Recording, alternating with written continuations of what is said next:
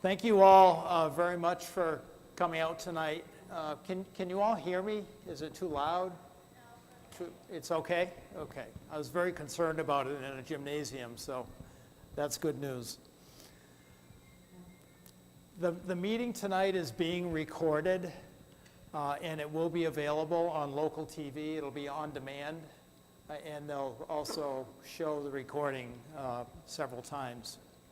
And also the information that's going to be shared tonight, the PowerPoint, and also notes from the meeting will be posted on the website after the meeting, on the project website after the meeting. So you don't have to frantically try to copy things from the slides. You'll have a chance to do that, look at them in detail later. Just a few safety reminders. We're very fortunate tonight. We have a lot of exits here. We have 2 exits on to your left, and you can see one to your right. And up to the lobby, that's obviously a main exit, and the restrooms are just outside the door to the left. We did bring water and cookies. You're welcome to help yourself during the meeting or after.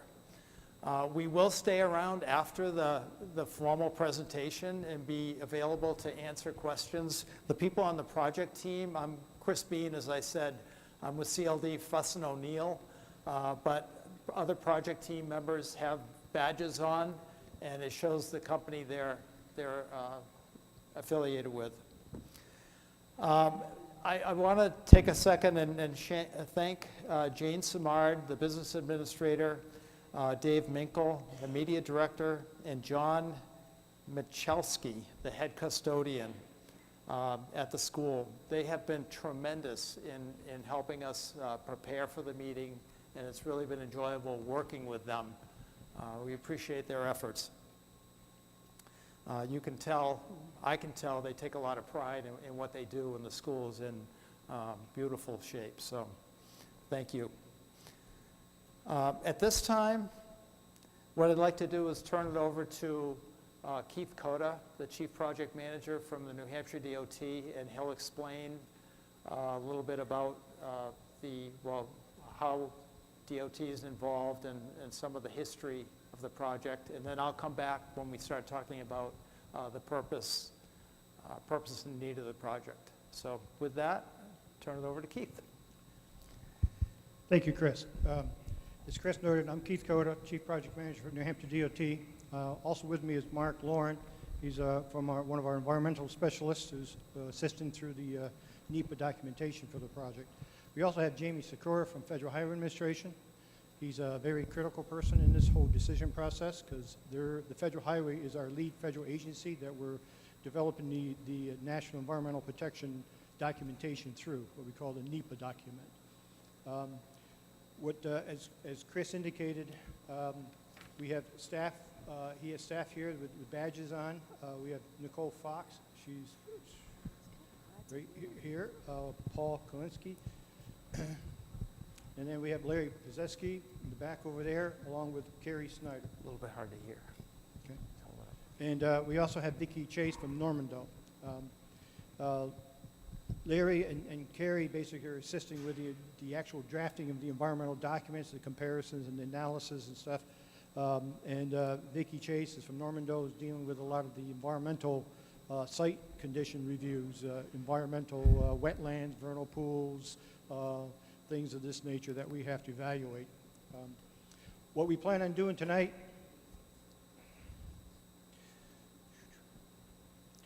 is basically go over, present the 5 build alternatives, do a presentation of the evaluation matrix, basically what information we gathered in order to do evaluation, in order to come to a decision as to which we would be considering to be the preferred alternative.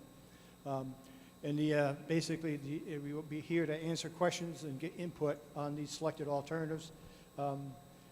As you will probably see from or hear from Chris as he does more overview of the alternatives, the alternative A seems to be the alternative that continues to be carried forward as the possible continuation of a preferred direction.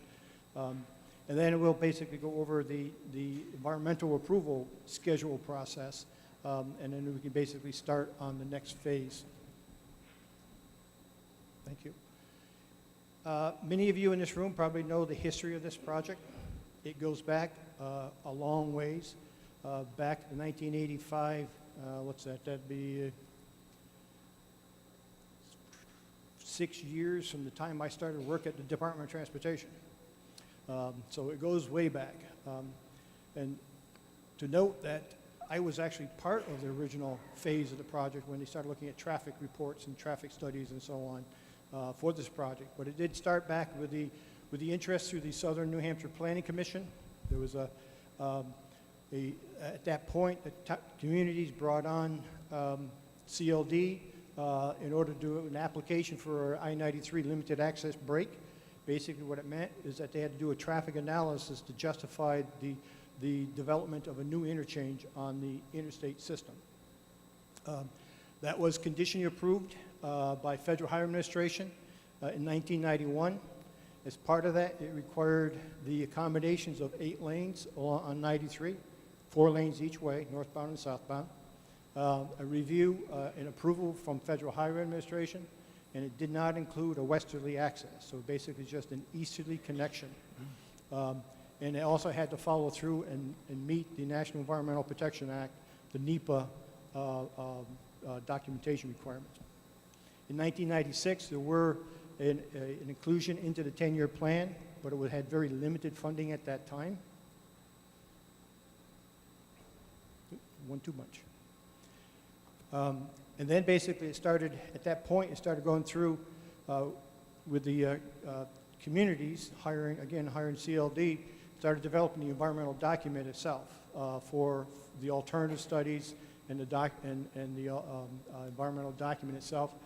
In 2007, the DIS, which is called the Draft Environmental Impact Statement, was prepared and presented. At that same time, there was a special committee public hearing, which was held in front of 3 executive counselors at the time. I can tell you right now, the 3 counselors that were at that hearing are no longer in elected office for executive counselors. So that makes a bit of a change. But anyways, the executive council basically heard the testimony for the layouts and basically went through and provided the concurrence for the layout. But the environmental document was not completed, and Chris certainly can get into some details as to the reasons. But basically, it held back because of some environmental reviews through our federal agency partners, EPA, Fish and Game, U.S. Corps of Engineers, requiring some additional information, and it basically lagged for a while.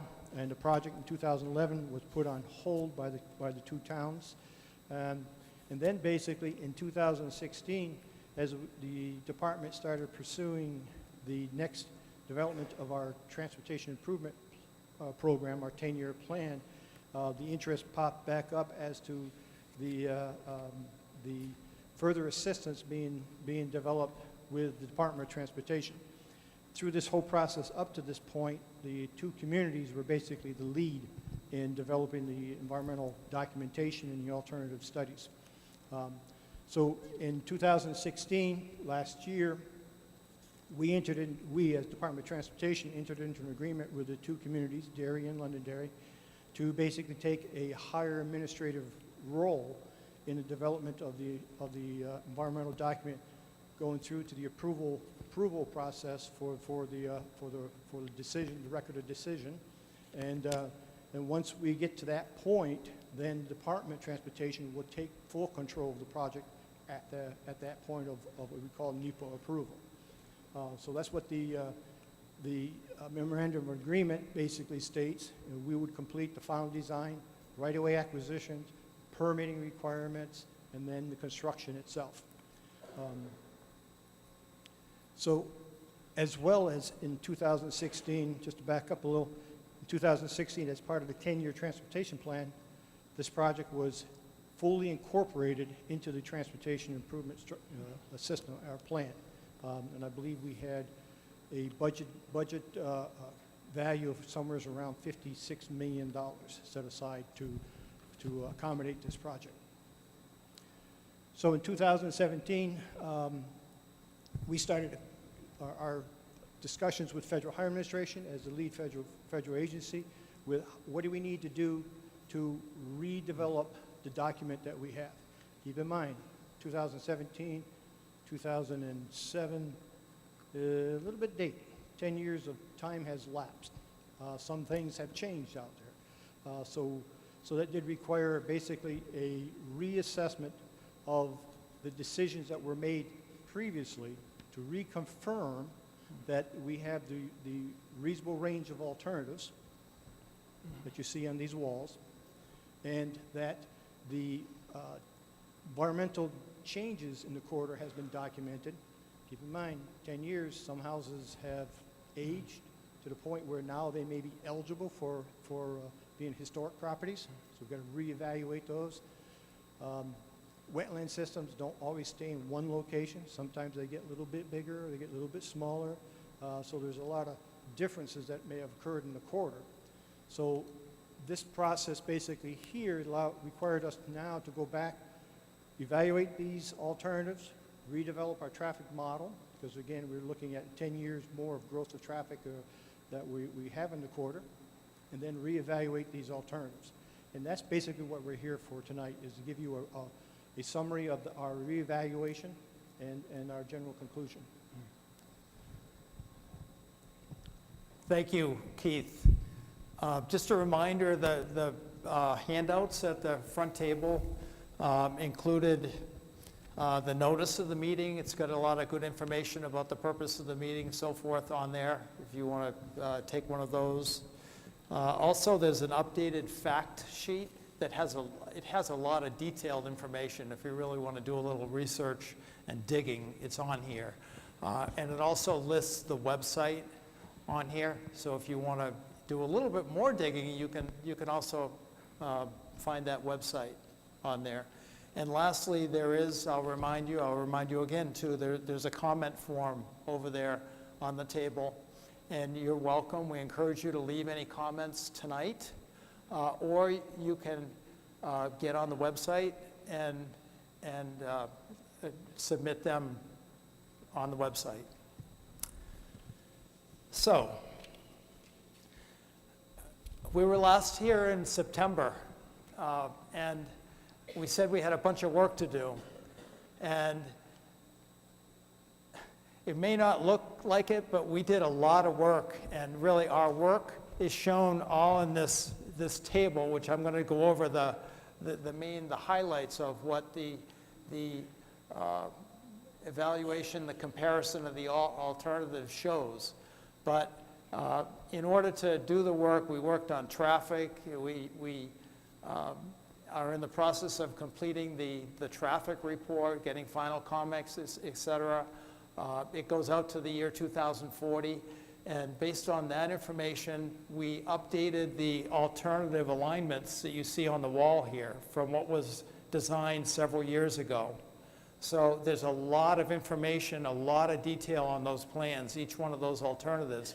We needed to do that work in order to get an idea of what the footprint was and what the impacts would be associated with each of the alternatives, each of the build alternatives. And from that analysis, we then did an alternative comparison matrix. So quickly, the project purpose and need. To reduce congestion, I'll use this, and improve safety along Route 102 and I-93 easterly through downtown Derry. That has not changed. It's been the same from the beginning. The needs. Today, a lot of the traffic, and it has been for years, is diverting using local roads to avoid 102, the slow-moving traffic through the downtown. And several of the Exit 4 area interchanges are projected to operate at or near capacity in the year 2040, as well as the Exit 4 southbound off-ramp. And it may be a little bit hard to see here, but I'll explain quickly. This graphic on the right, it's pretty interesting. Off Google Maps, you can actually get a view of what the congestion looked like on a certain day and time of day, whether it's in the AM or the PM peak. This happens to be on Wednesday, January 24th, 2018. And the reason why we showed it here, again, it's a little bit hard to see, but what it shows is slow-moving traffic along 102, congestion at, this is 93, this is Route 102. It shows congestion at the Crystal Ave intersection, and, well, actually more severe congestion at well, I hear it on Waze, they call it a roundabout. It's not really a roundabout. It's a real rotary, I would call it. But there's even more congestion that is experienced daily, as I just went through about a half an hour ago. The second purpose was to promote economic vitality in the Derry, Londonderry area. The heavy through traffic in the downtown area inhibits pedestrian appeal to use the businesses, and especially the through traffic. And also there's inadequate access from the interstate to lands, undeveloped lands on the east side of 93 in both, that's commercial and industrial land in both Londonderry and Derry.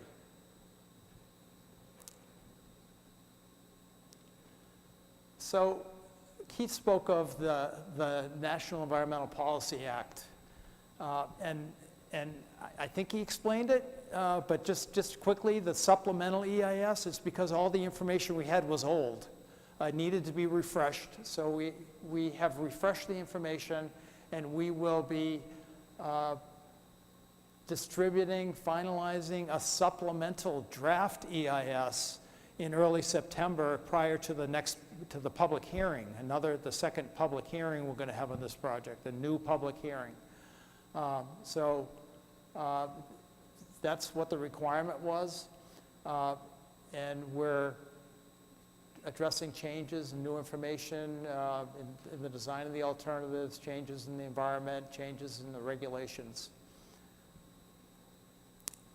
Public review and distribution requirements are the same as a regular EIS, except for the scoping is not required. In other words, the work we did to date was not wasted. There's a lot of work that it took to get to this point where we have 5 build alternatives.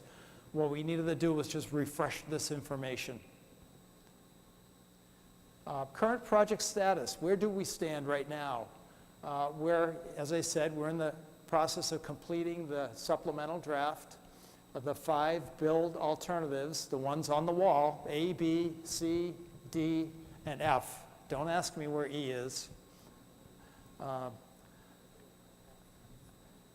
The 5, they've been reassessed on updated information using 2040 design year traffic projections and anticipated 2040 land development in the entire area, in the project area. Socioeconomic conditions and with the full build-out of the 8-lane I-93 facility. And the evaluation matrix has been updated. And Keith said this, based on the technical studies completed to date, no new information or circumstances has developed to date that would warrant reconsideration of the preferred alternative being the A alternative, which is what it was before. That's where we stand at this point. Alternatives overview. A little bit hard to see, but I think I can explain it. This is exit 4. The pointer's on exit 4, 93. 93 goes north. This is exit 5. This is 1 mile north of exit 4. This is Pillsbury and Ash Street area, and then north of that, so 1 mile north of exit 4, this is where alternatives A and B originate from. We call this the southern interchange. So A and B are at the south, and then C and D are at the north, and alternative F is along Route 102. So From that, I have a slide showing each one of the alternatives. But that gives you a perspective of where the two interchange options are with respect to the existing interchanges. Okay, alternative A. Again, it begins 1 mile north of exit 4.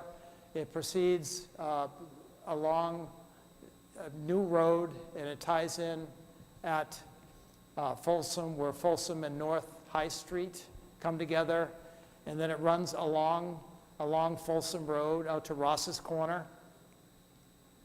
It does some improvements at Ross's Corner intersection, and then there's a gap along Shenito Road. Then there are some improvements along at Bypass 28. Some additional lanes are required in order to pass that 2040 design year traffic. And then, again, that work intersection improvement is contained, it stops, and then there's a gap. And then there's along the easterly section of Shenito Road, there has been identified a need for some improvements since the beginning, and we've continued to show that. Some of the alignment, there's a very abrupt vertical curve, and there are some unsafe conditions. So the intent is just to widen the road and create a minimal shoulders along the road, consistent with what is out there today, what the town improved in the gap section.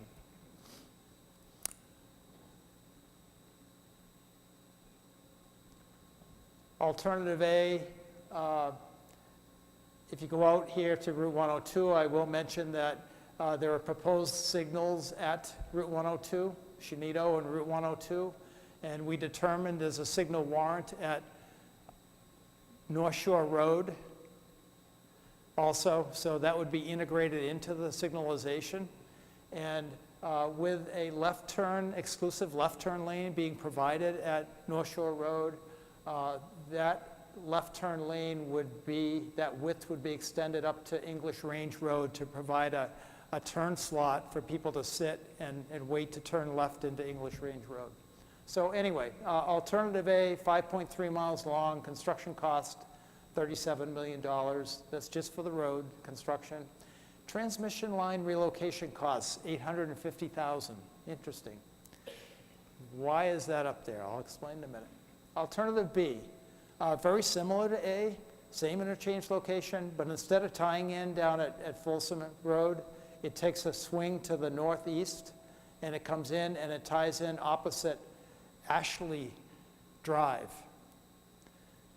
So it goes through the commercial park and goes up along Ashley Drive, then goes on new location, ties in with bypass, crosses Route 28 at grade intersection, and then across, and it would actually come down and tie into Route 102, and Shenito Road would tie into it at a T intersection.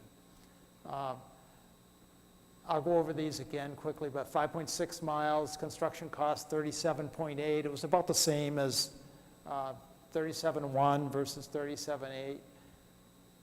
Whoa, 37.8. Transmission line relocation costs, $3.5 million. It was $800,000 with one, so it's a lot higher. Why?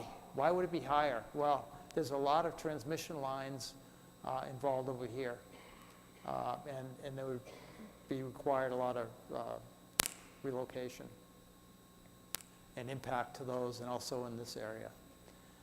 And I am going to speak when I get to the matrix. I'm going to talk more specifically about what's, I'm sure, most important to you is right-of-way and impacts to residences and commercial businesses, et cetera. Alternative C, the northerly alternatives, northerly interchange. Again, it comes off the highway on new alignment. It ties into Route 28. It follows Route 28 down to Ashley Drive. And at Ashley Drive, it takes a left, and it's the same alternative as what I just explained in B. There's some improvements at Ashley Drive, but it would not extend down to Ross's Corner. Construction costs, $34,700. That's pretty close to what we had before. Transmission line relocation, $7.5 million, a lot more transmission. These are the big high-tension lines that are out there. There's a lot more impacts, especially right up in the, whoa, that helped, didn't it? Right up in the, that's D, okay, that's why. C, well, it's the same up in that area, so wherever you see white in here, that's transmission line relocation costs. Alternative F, this is the downtown improvement on Route 102. Basically, this is taking what's out there today and adding a center turn lane to allow for the through traffic to continue on unimpeded. But the problem with that is that there's no width really to do that without causing impacts. And what it would do is it would take out parking. So that's a problem. Again, $4.3 million, no transmission lines, 2.4 miles long. Okay. I don't expect you to read that. You can, as I said before, you can access that on the website. This chart is, it's like it's a living document because, I mean, we're in the real draft stages, but I want to highlight some important considerations here.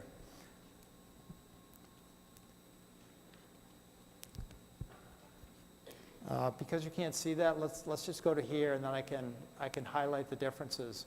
Alternatives C, D, and F do not meet the traffic and economic development purpose. What does that mean? Well, again, getting back on the matrix, what we talked about the purpose and need was to reduce traffic in the downtown area. Alternative F actually increases traffic in the downtown area by 18%. So that didn't serve that purpose. Alternative D reduces it by 8%. Alternative C, the northern interchange, that actually reduces it by 22%. Pretty significant. That's in line with what alternatives A and B do, so that's something to keep in mind. But as far as the incremental increase in employment in Derry and Londonderry, this is where we're talking about the economic development impact of each option. F has no economic impact. D has no economic impact, no more jobs, employment. C has no impact. And A and B, well, here we go. So C, D, and F, all of them have well, they don't meet the overall purpose and need. So when we move down to A and B, they have similar results, and between A and B, they both have similar results in reducing traffic downtown.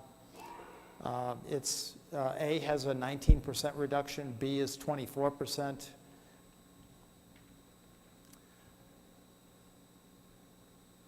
But when you take a look at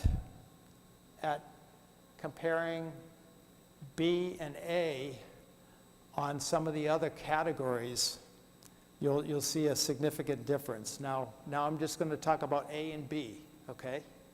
Just think about A and B. So they're both in the running. They both seem to have similar advantages from the purpose and need. So I'll highlight a couple items. One is transmission line relocation costs. The B alternative was $3.5 million. The A alternative was $850,000, so significantly more transmission line. But this is important. The potential residential total acquisitions, the number on A is 12 residential acquisitions, and on B it's 19. Potential business displacements, the number on A is 25, and on B is 11. But it's something to consider is how many commercial total acquisitions. The number of acquisitions on A is 5 and on B is 2. So what are you talking about? This doesn't make any sense. How can we have 5 acquisitions but have 25 businesses? Some of the businesses down there, some of the buildings have several businesses located in them, as you know.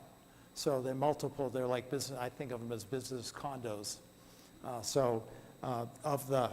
Of the 5 on A total, there are a couple independent ones. I think there are 2 business condos, but it accounts for like 25 separate businesses. And on B, it's 11. So it's less businesses, but comparing the residential, it's 12 versus 19 in B. 12 on A and 19 in B. Okay, let's keep going quickly. Some of the natural resource related items. Square feet of stream impacts. It's very critical, stream. This is a critical environmental issue we have to deal with. We're talking about 9,600 feet with A and 20,500 feet with B. So there's a lot more effect to the environment and streams with the B alternative. The one that goes on new location up Ashley, it's B right there.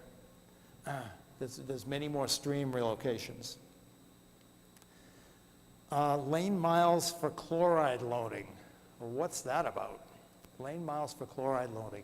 Well, if we have new roadways or widened roadways, we have to consider the implications of de-icing the road, which is done by using salt. And salt is an issue these days, and we always try to minimize any kind of salt loading to the area because of the sensitivity in this watershed. So with the A alternative, we have 7.6 lane miles of chloride loading, and on B, it's 11.1. So there's more lane miles for salt.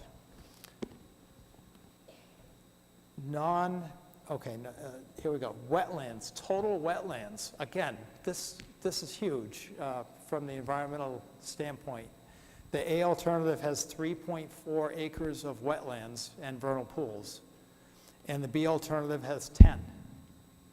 Well, when you go and you meet with the natural resource agencies, they're going to say, hey, how do you justify impacting 10 acres when you have another alternative that is much less, has much less impact? So that's a real big factor right there, which would make one alternative A be advantageous.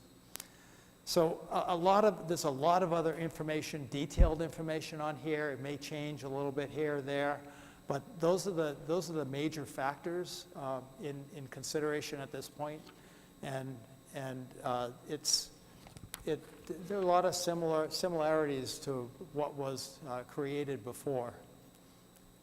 So, okay, I wanted to cover this briefly. Mark, do you have a booklet, or is there? Okay, there's actually a booklet of information on the table over there at the entrance. The Section 106 of the Historic Preservation Act requires federal agencies to consider the effects on historic properties. We're in the middle of that evaluation right now, by the way. It hasn't been completed. Consulting parties in the Section 106 process may include state historic preservation officer, tribes, local governments, local historic preservation groups, local property owners, and others with a demonstrated interest in the project. We went over this slide in September, and we got some people that actually signed up as consulting parties, and they have been, they were like notified of this meeting and will be participating as explained here. Consulting parties actively participate in an advisory capacity in the Section 106 review process. We're in the process of working on that process right now. Contact Mark Lauren or Jamie Sikora if you're interested in potentially being a consulting party of interest. Mark and Jamie, I believe your email information is shown on the fact sheet also. Right, well, they don't have that to take home with them, but I believe it's on the fact sheet. Just verify that.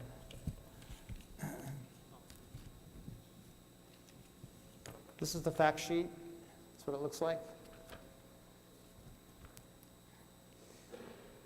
I don't see it. Maybe it's on. Well, we will make sure that their information is included in the notes of the meeting that are posted from the meeting, and also a copy of this PowerPoint will be posted after the meeting. But you, Jamie Sikora and Mark Lauren are the two gentlemen right here. Jamie Sikora, right there. Okay. Thank you. Project schedule. We're planning to be back in July, and instead of having 5 plans on the wall, we hope to have 1 plan. Maybe we'll even enlarge the plan to make it a little bit easier to see and read. That's what we call a 100 scale plan. Maybe we can, at that point, when we get down to a certain, hopefully, I expect it's going to be the A alternative. All indications would lead us to believe it's going to be the A alternative.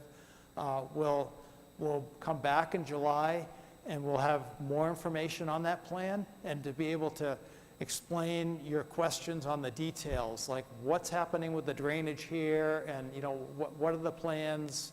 We're going to have worked out a little bit more detail. At this point, we're kind of doing a flyover of all the alternatives, and we want your input tonight on the selection of the preferred alternative. If you have any concerns about the one or the reasoning for it, that's what we're looking for tonight. We can deal with the details in July. And again, we expect that to be A, but we'll see.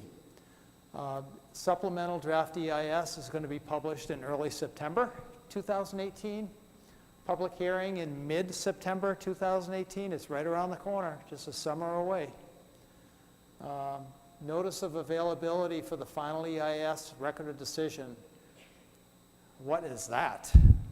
Well, that's basically the end of the EIS, the environmental study process. That's going to be, it's scheduled for March of 2019. So a hearing in September, assuming a successful hearing, and the expectation and target is for the final EIS and a positive record of decision to be issued in March of 2019. Final design and permitting and right-of-way acquisition. As soon as we finish the EIS process, the environmental process, the New Hampshire DOT will be taking over the project. They'll be responsible for initiating the final design, permitting, and right-of-way acquisition. Right now, the towns have a contract with our company and with the project team to finish the EIS. And then when that's done, it'll go back to the DOT. And I must say that Keith and the DOT, Jamie, you too, they've been great to work with, and it's really been advantageous to have them on board as a partner in pulling this document together. We appreciate their active work. Construction. Again, this will be a DOT construction project, and again, the target is to begin at least one phase of the project, one construction phase, probably the interchange area, in late 2019 or in the 2020 construction season.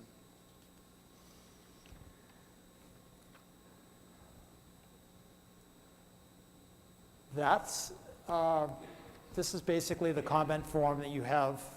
This is what it looks like on the website. And Whoa, look at that. I expect a lot of questions. Keith, do you have any comments to make? Did I miss anything? Yes, just to highlight a little bit further, as Chris indicated, once we get the formal sign-off on environmental document, Department of Transportation will be taking the project over, and that will certainly be on the definition of which alternative, the alternative that has been brought through. As I noted earlier, there was a previous public, special committee public hearing. We are going to go back to a new public hearing with the 3 executive counselors and basically provide the opportunity for public feedback on the preferred alternative and the levels of impacts. Since 2007 to 2017, there has been some regulatory requirements changes, permitting requirement changes. We recognize that as part of our environmental review, Beaver Brook watershed area is a very sensitive area. It has impairments for several impairment items, phosphates, nitrates, as well as chlorides. So as part of our project, part of this NEPA evaluation, we had to also go back and reevaluate some of those. Some of the other environmental rule changes that occurred since 2007 is the stream rules has changed that came out through the Department of Environmental Services. So where there's a culvert improvement that we need to make or a culvert adjustment, we have to look at that stream system and determine whether or not there's the ability to expand that culvert to something, a bigger size culvert or even a bridge in order to facilitate the movement of wildlife and fishery habitats. So there's the number of environmental rule changes that occurred since 2007 that now we still have to be dealing with. And certainly we'll be looking at that as part of this process. As Chris mentioned, we intend to come back certainly, hopefully toward the end of July with a more detailed review of the preferred alternative, which point we'll have a better understanding as to the actual impact of properties along that corridor, as well as where we understand we might need to be able to construct water quality basins to treat the surface water from the runoff of the roadway. So there's some things that we still need to finalize on this alternative, but we don't want to take that to a higher level analysis until we have some confidence that we are moving in the right direction. And one of the critical decision processes is your public feedback here. So with that, what I'd like to do is have come up to the mic, as long as you have comments or questions, and introduce yourself. I'm going to give the elected officials first, if you can.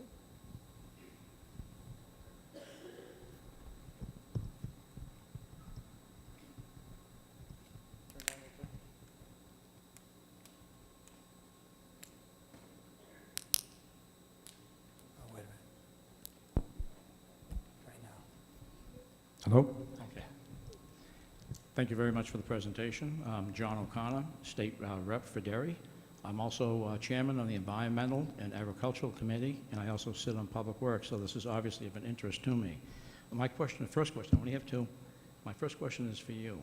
On the supplemental draft environmental impact statement, is that going to be online?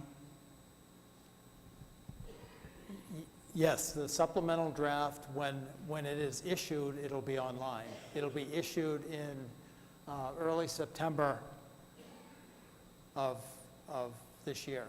So if I wanted to see it prior to that and see work in progress, do I see you or do I see him?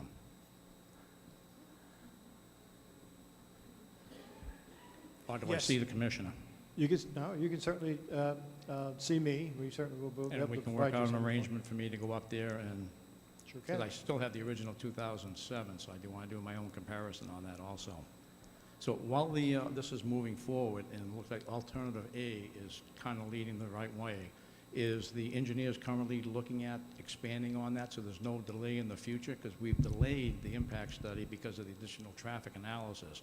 So are your people working towards rapidly moving this forward so there's no delay in the future? Yes, we are.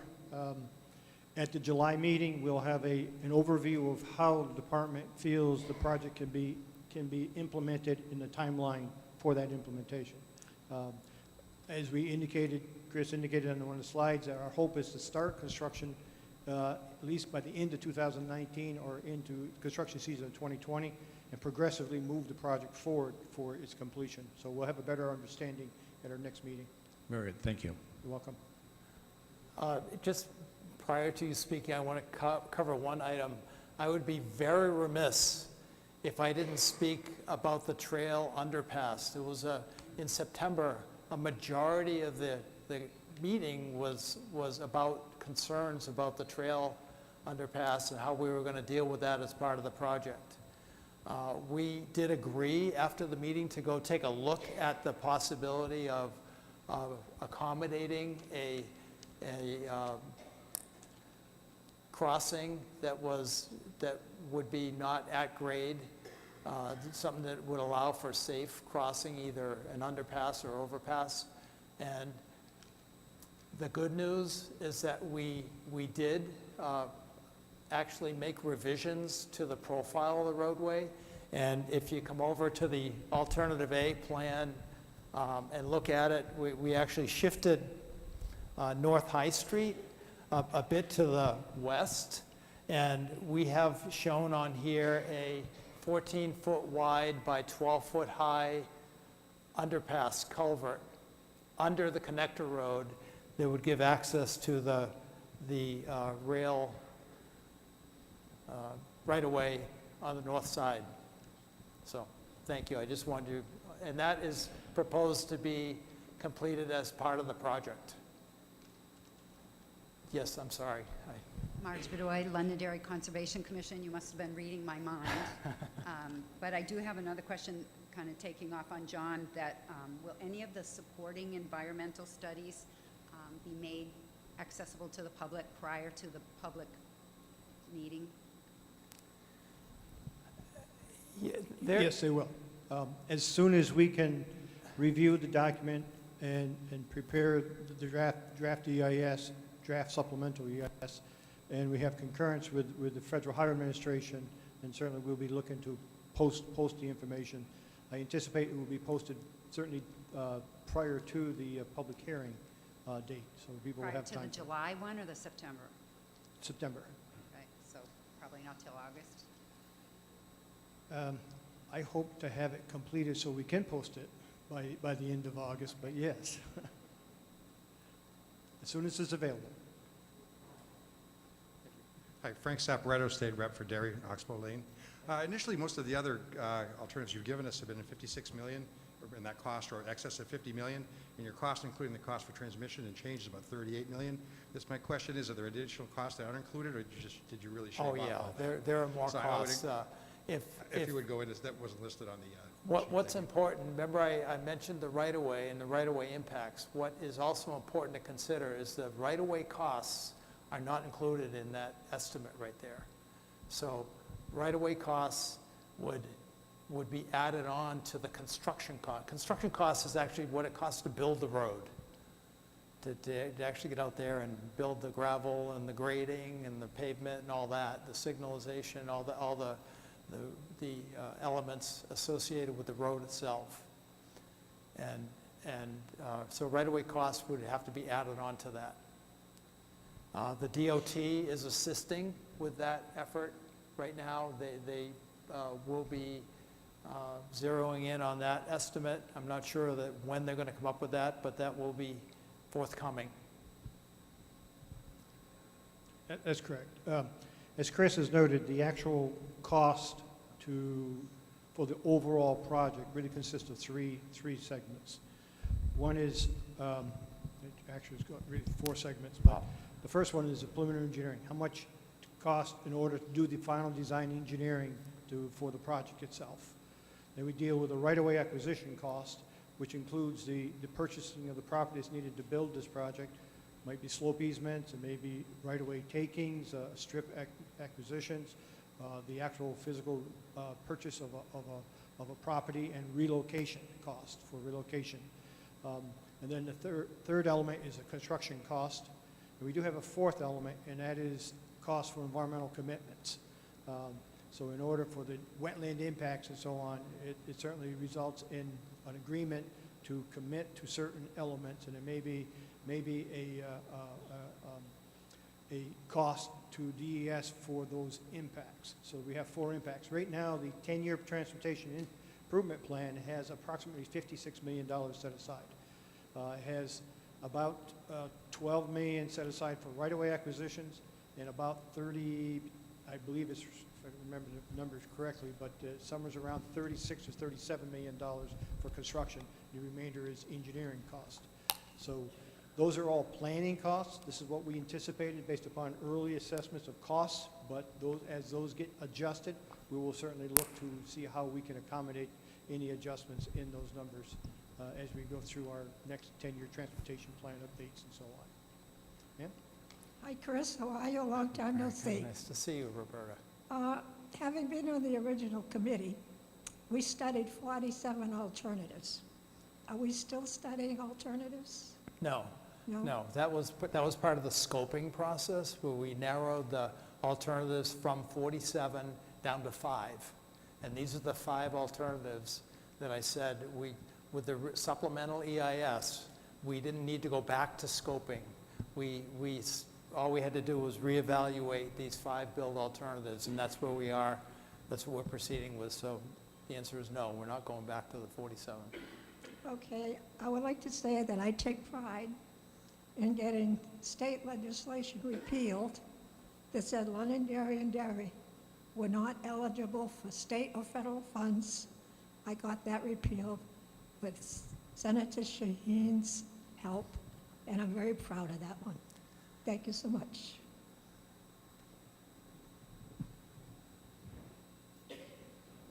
Thank you, Roberta. As you know, the towns have each committed up to $5 million to the project. And then there's state and federal monies in the 10-year transportation plan to cover the $56 million estimated cost at this time. How you doing? My name's Chris Oliverio. I live at 1 Trolley Car Lane. And it seems like we're missing a lot of the facts that you read off of that sheet, right? That we weren't able to read off the screen, not available on the table, and I'm assuming not available on the website. Oh, it's going to be available. It's going to be available on the website. That's not what they said. Your Well, it's good. representatives didn't say it's going to be available, right? It's going to be part of the PowerPoint. It will be, but, you know, by then, all the decisions are made. We're going with A. The ship has sailed on any other alternatives except for nothing, which is alternative G, I think, or E that's missing, which is doing nothing. So some of my concerns is we haven't added in acquisition costs, design planning, permitting. All those costs have not been put into that sheet, I assume, right, to make a determination. A is the most cost efficient for economic vitality and economic growth, right? So we're talking around $50 million, I'm guessing, 38 for construction costs, 8 for transmission line movement, another 10, 15 million for acquisition of businesses and properties, right? So I'm questioning what the benefit back to the community is, the cost benefit, right? So we're taxpayers, we're gonna be footing this bill at some point, and are we getting back at least $50 million in economic growth and job development?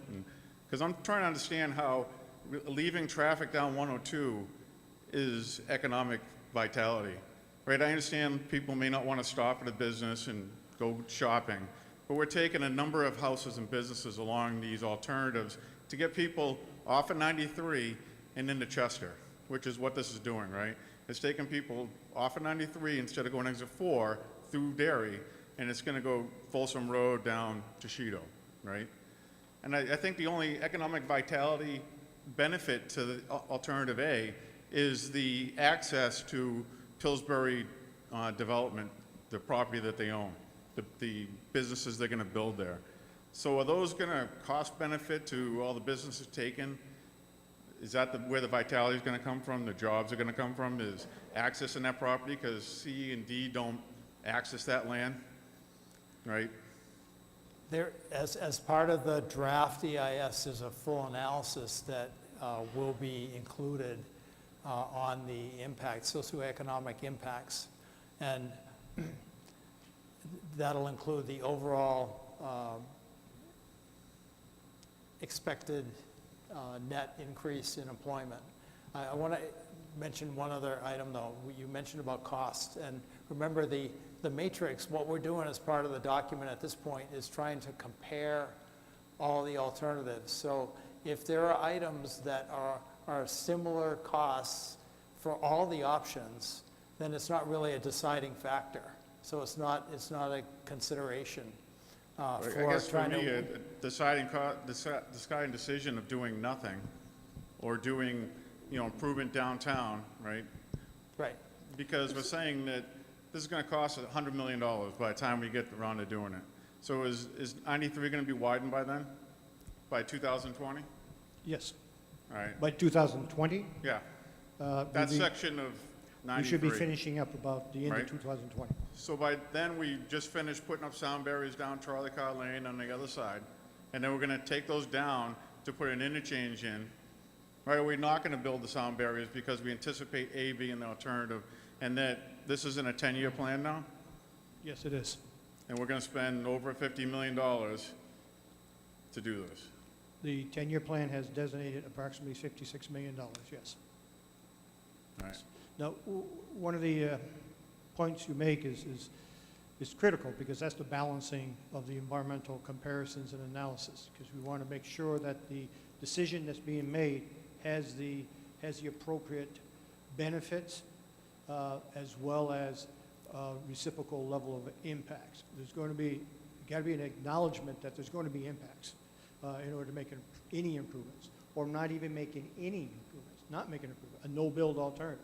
Just leave it the way it is. Right. What would that look like 20 years from now? In 2040, what would you think the traffic going through Derry on 102 is going to look like? I can almost give you a prediction that it would be very similar to a parking lot for a number of hours during those peak flows. So how do you relieve that? When you have that level of congestion that occurring, that also has an impact to the local system, the local businesses, the local land use, and so on. So it also has an impact on the economic aspects of the property developments within the community itself. So certainly by taking that through traffic who doesn't want to be in town off the system gives the economic benefit to the local community. You also noted that with these alternatives, as it develops through undeveloped land, it also provides an additional economic benefit for the communities. Certainly it adds for the additional land use of those undeveloped parcels, which results in increased tax base for the communities. So certainly there are some economic gains along those areas. Jobs, increases the number of jobs. As part of the supplemental EIS, or supplemental draft EIS, we are doing a economic analysis of that. So there will be a document that we will describe, So try to answer the questions that you Yeah. Unfortunately, I think that's all too late, right? Because all these other alternatives come off the wall, and we just talk about A as being the only alternative left. And then at that point, then we're talking about the economic impacts, the environmental impacts, and all those type of things as being real dollars that we don't have included now in the assessment, right? Well, in a roundabout approach, yes. But these alternatives, as that comparison chart here is showing, it tries to show the benefits of the economic gains, the benefit of traffic reductions, but it also flips the coin and does an analysis of the natural and cultural impacts associated with those decisions. And that's the balancing act we're trying to do. And as Chris has indicated earlier, as he went through these charts, as we look at these alternatives, alternative C and D didn't really generate meet the purpose and need to the higher order than B and A would do. And then you look at the comparisons between B and A from a traffic and economic, they're both very similar, but you look at the environmental impacts, significantly different from an environmental impact. So when you're trying to balance that, you have to bring in both those decision matrices in order to do that. I mean, in my mind, if I wanted A to be the alternative, I would find a boatload of other ones that just didn't make sense. And then it's very obvious I go to A. I'm drawn to A as being that impact. And I'll get off that horse. Sure. We can certainly step back and actually go back even during the early phase of the project. As Chris indicated, there's like over 20-some, There were 47 alternatives. There's a 47 lot of work. 47 different alternatives I understand. I've that seen was it. looked at. Yep. And it came down to these areas here as being what's called the reasonable alternatives. So that has already been vetted through the process. So is that chart gonna have an alternative, E or G or whatever, that says nothing? This says that if we do nothing, there'll be an impact to traffic, understood. There There'll will be an be- impact to maybe, economics. Yeah, Would that outweigh the $58 million, I guess, of doing nothing? Yes. Would we lose more than $58 million by doing nothing? As part of the supplemental EIS, yes, one alternative that is not shown here is a do-nothing alternative. Just leave the system as it is, make no improvements, and what does that effect have? Yeah, I just got, that cost benefit of taking people's homes and businesses, and just to open up land so more businesses can come in, which is, they're gonna do anyways, right? Woodmont is gonna develop that land regardless. They said at the end of Londonderry Road, they're gonna go across the road if we don't do this alternative, we don't do this selection. So in 91, we said no westerly access. Is that still on the table? Is that an agreement? Or is that something that was an agreement then, and now, I don't see it in the options, but, All we can say is that this project does not include a westerly access. Any westerly access would have to be considered as part of a whole separate project and have evaluation done, et cetera. It cannot be and will not be added on to this project, period. What's being proposed is a full access, just a plain diamond interchange. I get that, and I know that was an agreement with the towns. I just want to make sure the DOT now that they're footing it. Right, but it wasn't just an agreement with the towns. That was a condition from Federal Highway Administration as part of the acknowledgement for the new interchange that there will be no westerly connection.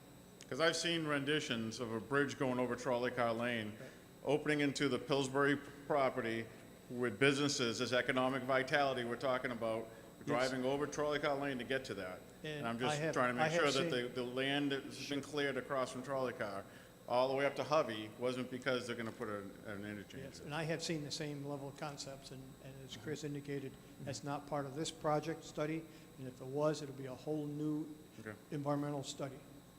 So will this be available prior to July, this Yes. chart? So this chart will be we'll be posting this online. Yeah, we'll post this right after the meeting. It'll be available on the website. I would like to answer one of your questions. I'm not sure. The sound wall question. Right now, the state is constructing what's called the I project, which covers the area of where the exit I'm very 4A familiar. interchange would be. And the state has asked the contractor to hold off on constructing the sound walls. And as part of our evaluation, we're evaluating the need for sound walls and the limits of those sound walls. So depending upon how this project proceeds, the intent is to work with that contractor. We don't want to have a situation where they construct the sound walls and then as part of this job, they have to tear them down. That would not be very smart. Okay, That's correct. thank you. You're welcome.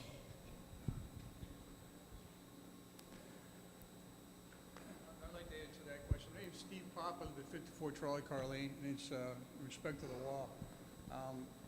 I had a dubious owner coming home today and saw an excavator working on my property line, basically 93. And they're finishing the berm actually for the wall. I got it. Okay. Yeah. And they're putting the final touches on the berm. They're putting the loom on both sides of the berm. And I asked the guy, and this is not the second time I've heard this, he goes, oh, we're going to finish the berm, but we can't put the wall up. And I asked why. He goes, well, because the contract, there's a new contract in October. So my question would be, what is this new contract, and how does it affect the wall, obviously? And a second part to that question as well is, are the easements going to change? Because the berm's already made for the wall. So if you decide to go with option A, are the easements moving, and the berm that's already constructed going to be torn down and moved? Because it's already done across my property line and farther down to where exit A is going to be. Yes. I have another part to that question, if you don't mind as well, is the height of the wall. I have a two-story home. The wall is projected to be 12 feet high in front of my home. It doesn't do anything for me. There's no trees in the middle of the highway. I think the state left a few trees along my property line, which is nice. I appreciate that. But it's not doing anything for my second story of my home. So I have an issue with sound abatement. You know, obviously that wall's not doing anything for the second floor of my home. And that's it, that's all I have. So, thank you. To answer two questions you have. Yeah. First question, you are correct, and your observation is correct, that the contractor has been given authorization to build the berm system, the earthwork that could facilitate the construction of a sound wall. Well, it is going to facilitate excavator on top of it. It's made to put the wall on top. Yes, it is. So Yes. facilitate is a tricky word. It's made for the wall, okay? So, Yes, we can argue semantics, but yes, they built a berm that will allow for the construction of the sound wall, the physical building of the sound wall. We've asked the contractor to hold off on the actual construction of the sound wall along Trolley Car as well as the easterly side until we have a better understanding as to where this project is going to be going. To go back out there and build a wall now and go back out there and take it down and replace it with a new location doesn't seem to be the best use of public funds. So depending upon the results of this project and our direction on this, we're going to be reevaluating the location of those walls, just confirm that the wall where it is still can be built or whether it's going to needs to be adjusted. If it needs to be adjusted and we need to acquire additional right-of-way in order to facilitate that, then we're going to have to address that aspects.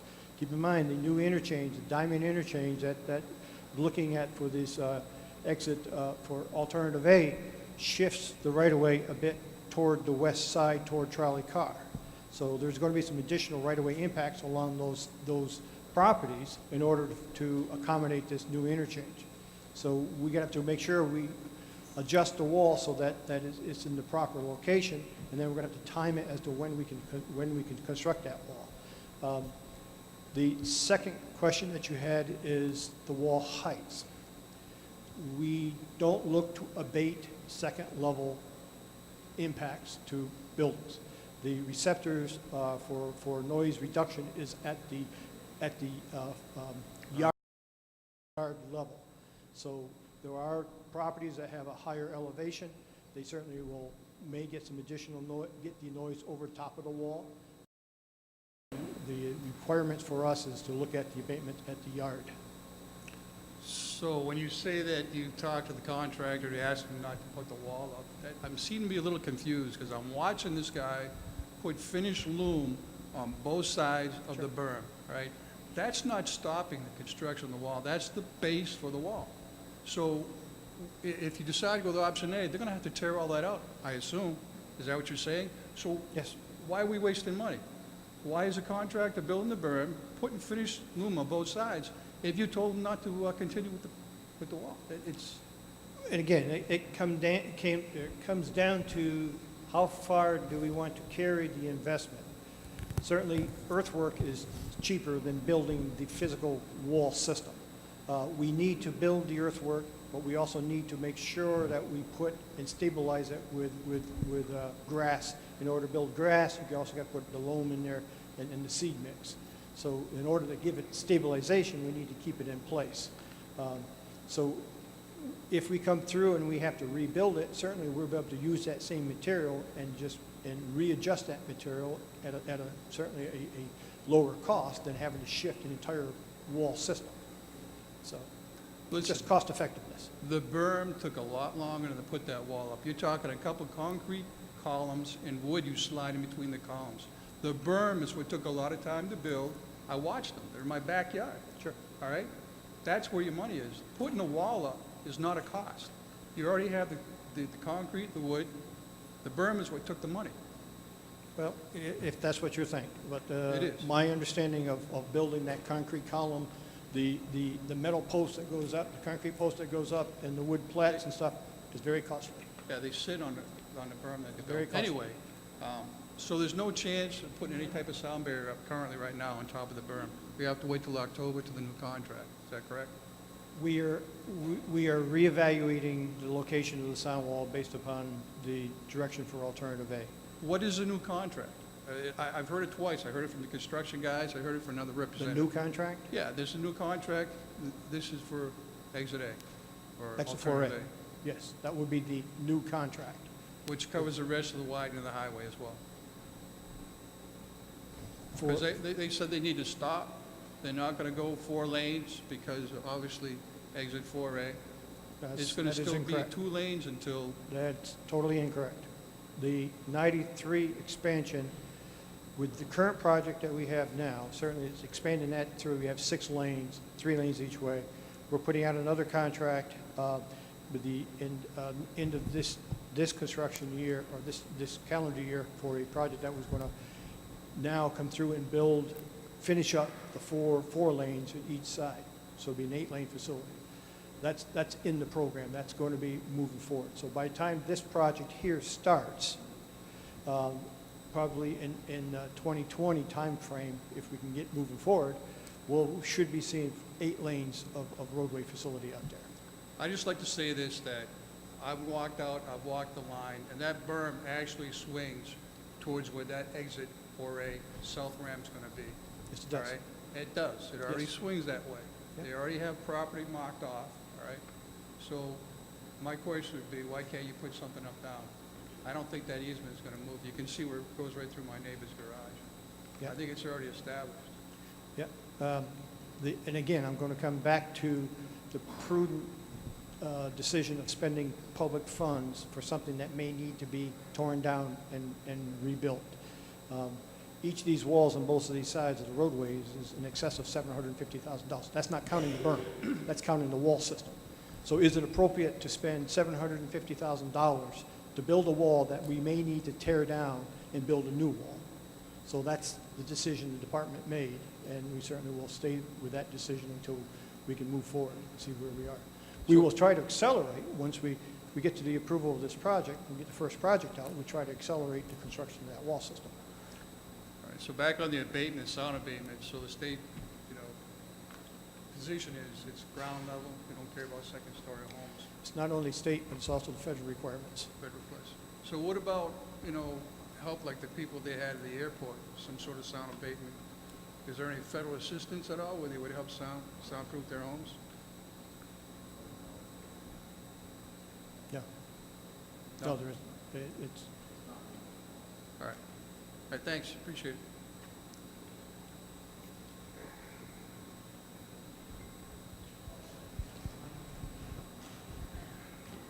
Hi. hello. Lee Hutchinson, I'm 72 Shenito Road on the east end. I do have some questions, and then I kind of have a response to this presentation tonight. So obviously, water quality for the wells, because the majority of folks, I believe, if not all, that are aligning Shenito are on private wells, and runoff and contamination. 150 feet, a lot of those houses are older. What do you do for houses that have wells closer to the road? Are you going to re-drill those wells further back? How do you protect those? On groundwater wells as well as artesian wells, they're 2 different things. Yes. So first, we need to know whether it's a groundwater well. If it's a groundwater well, then it's more susceptible to runoff pollutions, phosphates, nitrates, as well as chlorides. What we typically find, those are, again, groundwater wells are the biggest challenge. Get into the artesian wells, they go down further deeper into the ground. It takes more impacts into a larger area in order to impact those systems.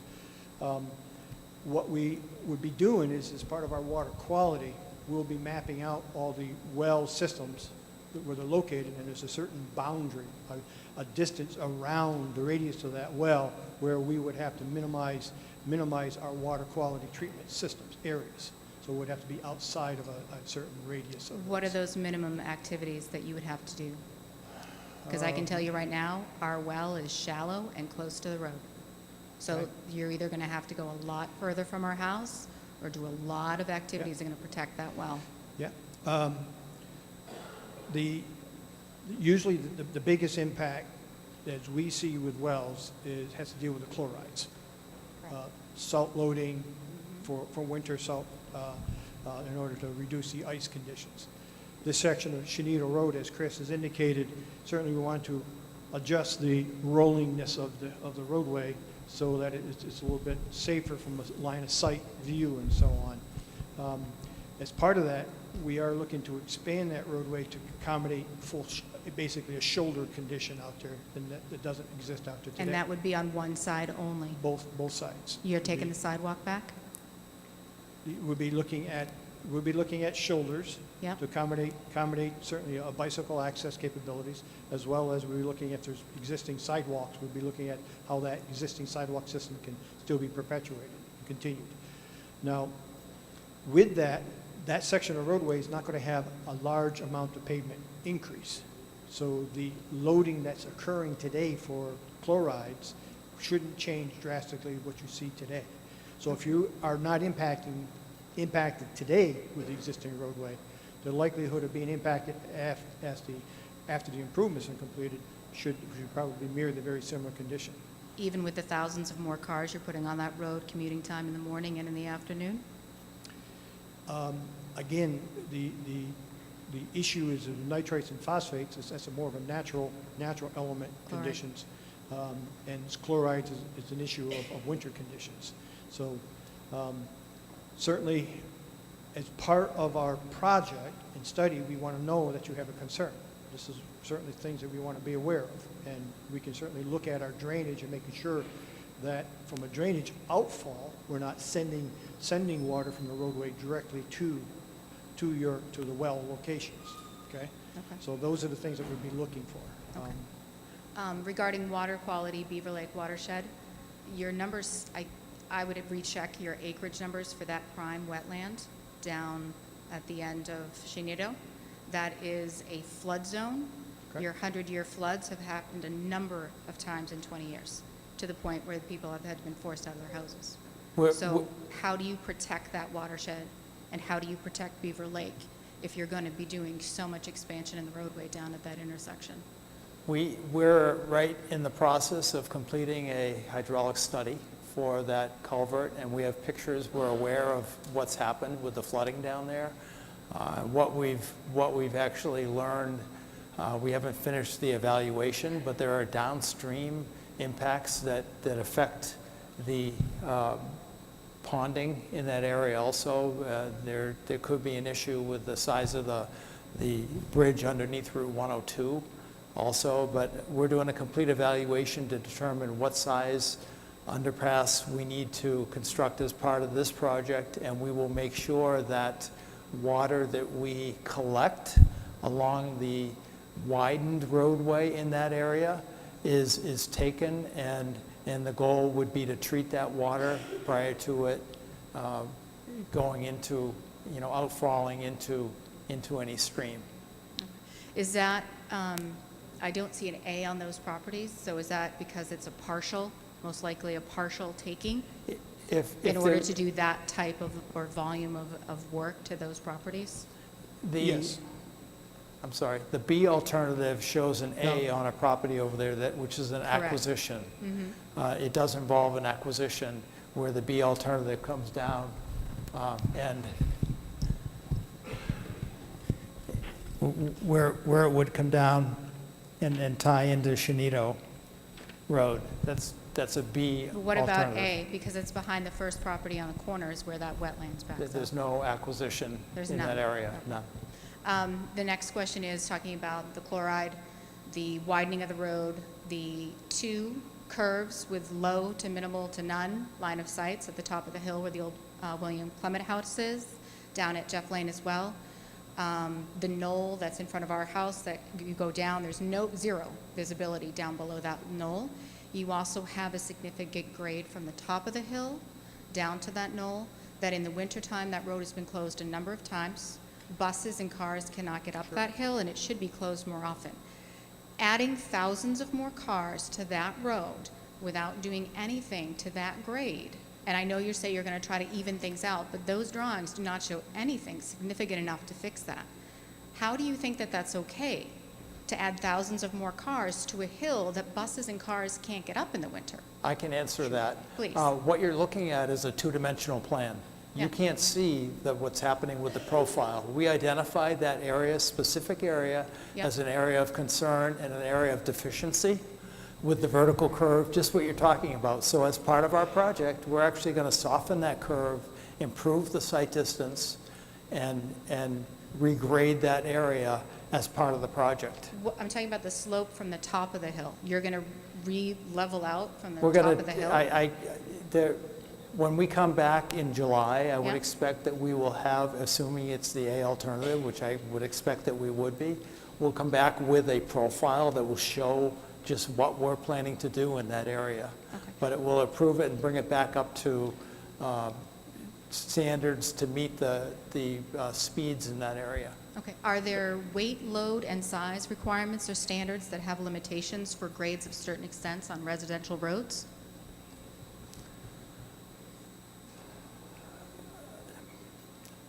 I'm not aware of any grade restriction on a town road. So, I mean, that's an existing condition, and if anything, we'll flatten the grade from what it is today. So it's making the condition less steep than what's experienced out there today. And you're asking about weight restrictions? Yeah, because That- obviously you're putting a lot more commercial trucks on that road than already take that road now. And as anybody who lives on Chenito or lives off of Chenito, you can barely get out of your driveway now. You add thousands of more cars, high-speed commercial trucks, and I'm telling you, there's no way those guys stop any chance. It's a dangerous situation now. So putting more heavy load trucks on that road, on that back road, is again a dangerous safety issue, particularly because we have so many Pinkerton drivers using that road. And at the intersection of the bypass, so many Pinkerton students walking. The safety issue is tremendous. And So your observation is correct. I mean, that section of roadway does have undulations occurring, crests, sag curves, the Yep. curvature alignments. Those are certainly critical elements in safe passage of vehicles through this corridor. We recognize that traffic on that roadway today is not just local traffic. Correct. Traffic is using this road, 102 traffic is still using this road to bypass the congestion through town. So certainly as part of this project, with alternative A, we will be looking at the undulations and adjusting them so that you have the proper sight distance for the proper posted speed of the roadway. And as part of this design, we also want to facilitate the transportation use of the corridor, bicycles and pedestrians. So we'll be looking at what we can do to enhance the safety of bicyclists through this corridor with this added traffic load and with additional shoulder improvements. So those will be addressed as part of the next phase of this design. As Chris has indicated, from a concept level, this is just a two-dimension, just a flat plan dimension. We will be coming back in July with the alternative A that will give you a more detailed understanding as to how we're going to fix those ups and downs in that roadway. Truck traffic, heavier traffic, yes, as part of this corridor is anticipated that will also be available corridor for all vehicles, whether it's motorcycles, cars, pickups, tractor trailers, single unit delivery vehicles to use too. So we'll also be accommodating them through the base design of the roadway, the structural material underneath the pavement thickness to accommodate that load of that traffic. Once we complete this project, it's anticipated that this roadway project will be under the maintenance control of the local community. So the town, Derry, would be responsible for that section of roadway for maintenance. And certainly within the town's jurisdiction, they have their own jurisdictions as to weight limits and so on. But because this is being used as an official bypass for Londonderry, or for Derry downtown, then certainly reducing weight limits on that roadway would be counterproductive to what the investment is doing.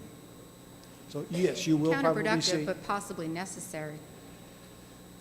When you're spending $50-some million making an investment that is looking to transfer truck traffic as well as other through traffic, is it appropriate to send that traffic through to downtown when they have the alternative investment that was made? It's a hard decision. That brings me sort of my next question. So the original traffic data, and I could not hear you clearly earlier, has that been officially formally finalized and updated? Excuse me, say it again? The traffic data? Were you guys running another batch? Has that been updated and completed? Yes. We have, as part of the reevaluation, we went through and redid the traffic model that is used for predicting the 2040 traffic loads. We have traffic volumes that basically are showing the existing condition network, and we have traffic volumes that would show each of these alternatives as to what that volume, what the distribution of traffic through this corridor looks like. Yes, because Those would be- based off your original traffic data that you so kindly sent to me in Excel form years ago, 6 out of your 10 intersections in this project had worse traffic with alternative A than with doing nothing. And I'm sorry, worse traffic in 6 intersections, primarily in Derry, not Londonderry, Derry, is not a benefit. Increased traffic so people cannot get out of their driveways is not a benefit. Taking traffic off of downtown and struggling businesses is not a benefit. Giving Derry no commercial tax benefit because all of the property lies in Londonderry is not a benefit. None of these alternatives, none of them are a benefit, despite the fact that you guys have come here with B, C, and D looking as horrible as you possibly can. So A looks good. That is a terrible sales technique. I vote F. Shame on you. Thank you for your input. Just to clarify, on Shanita Road, the proposed typical section is 11-foot travel lanes and 4-foot shoulders adjacent to those lanes. And where there's existing sidewalk, that shoulder width would be 5 feet wide. So that would better accommodate, more safely accommodate pedestrians and bicyclists. Next question.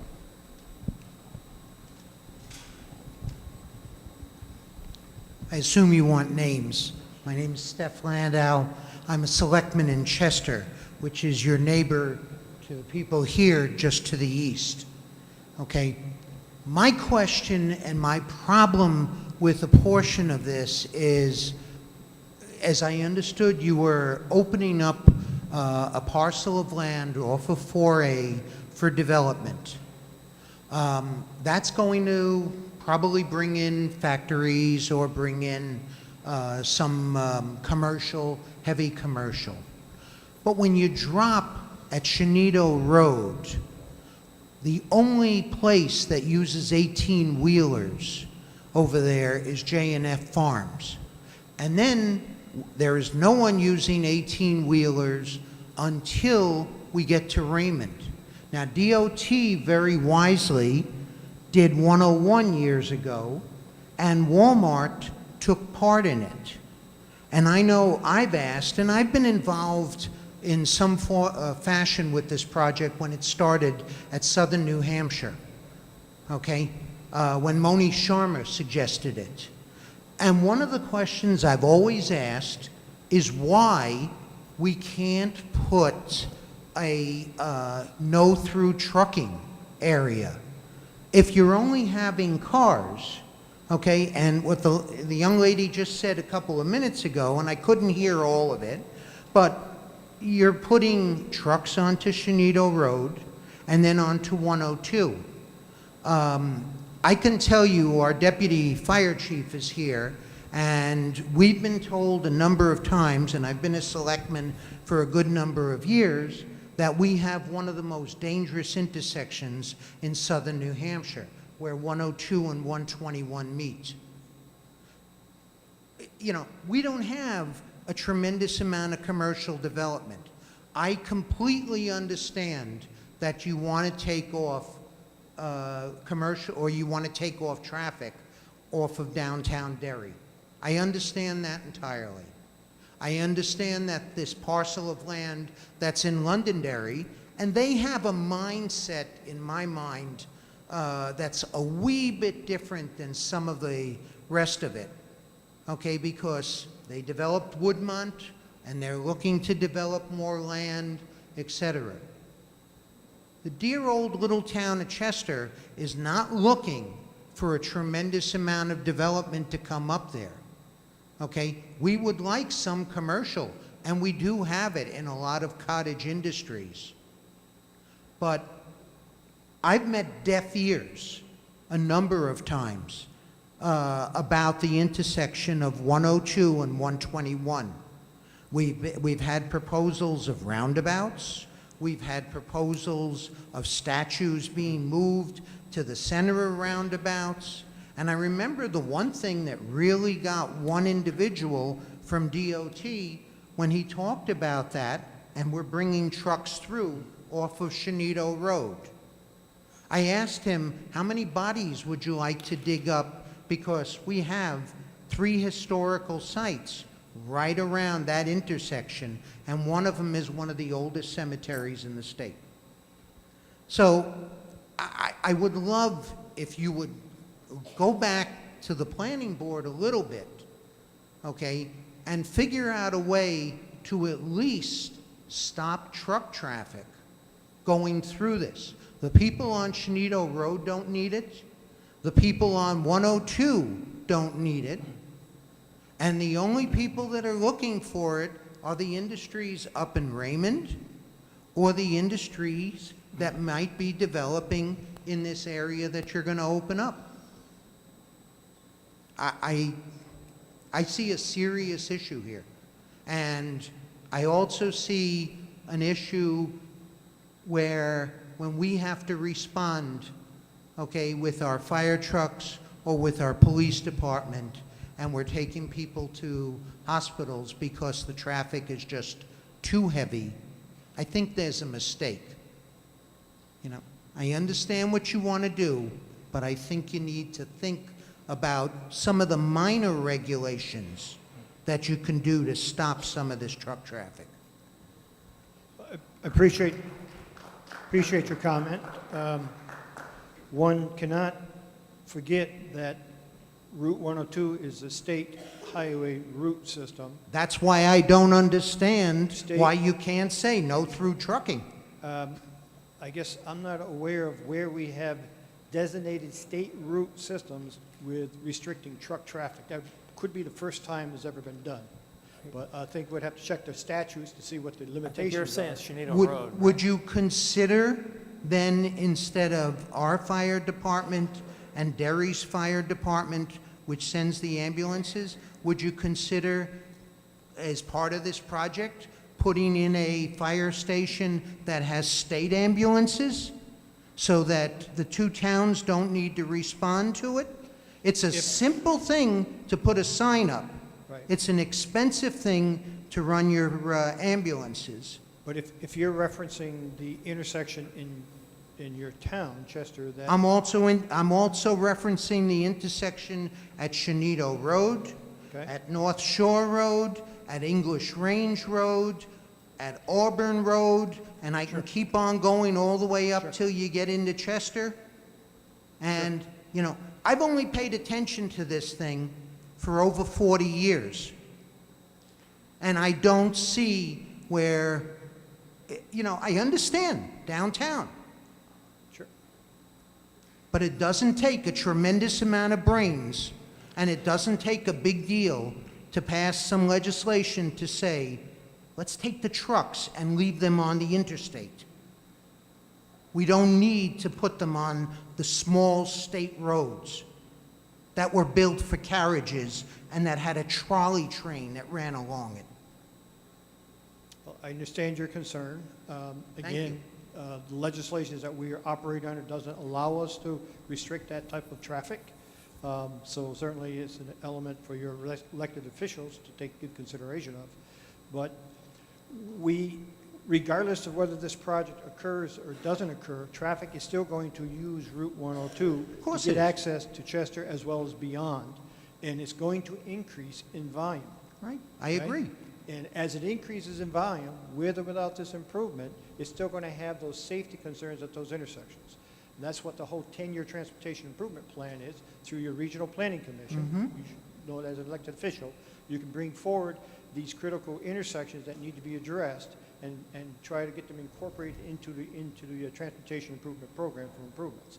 You also outline some of the sensitivities of doing so. You know, the archaeological considerations of cemeteries or other historic commitments in areas that you got to work with. It makes it very difficult from an engineering challenge to try to fit an improvement.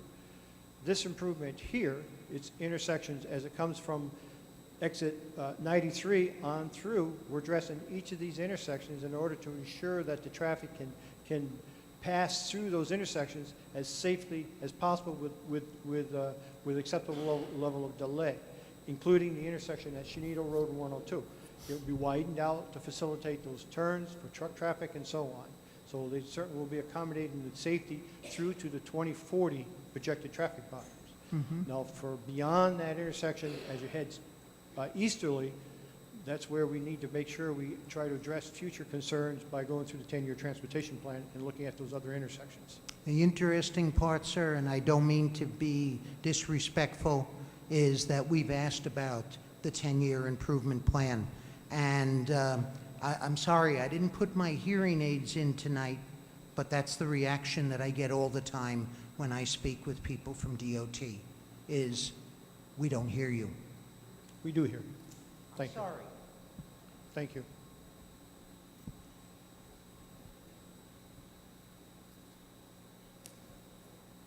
Good evening. My name is Mark Connors. I'm actually here as the president of the Derry Rail Trail Alliance, and I apologize I got here late because I was timing a track meet over at Pinkerton, so you may have covered some of this, so a quick answer is fine.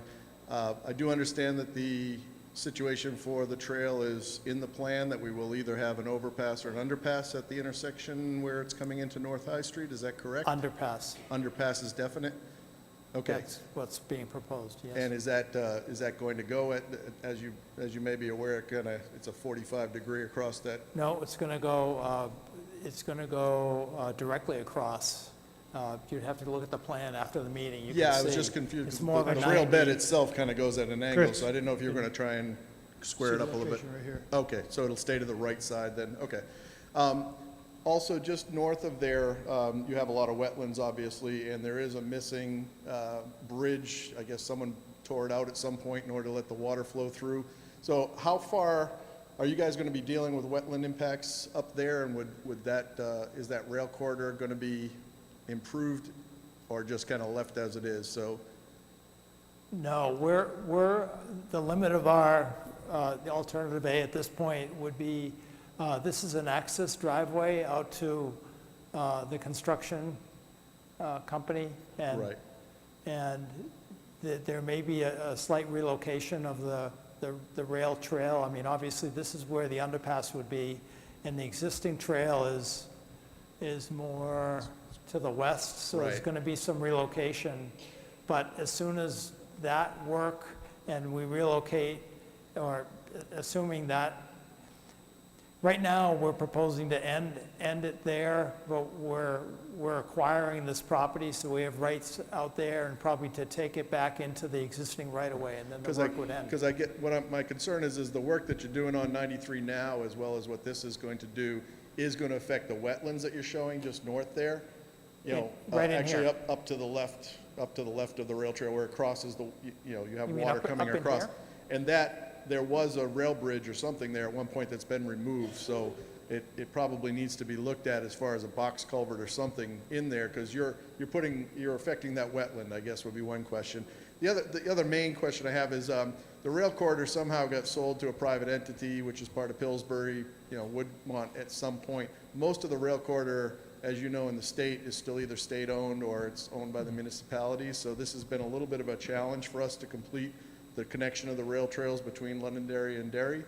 I'm of the opinion that the state should probably, and my understanding is that rail bed was acquired in case 4A didn't happen, that was going to be built as a road in from 28, so they had access to the property and such. So again, I've learned a lot of information over the year. Since that rail bed is no longer needed with exit 4A coming in, I'm of the opinion that the state should be bringing that rail bed back under either the state's ownership or work with the towns in order for them to own the rail corridor, because it's the only privately held piece of the rail corridor, as far as I know, going all the way up and down. So that's kind of an odd situation that probably ought to be rectified as part of this project.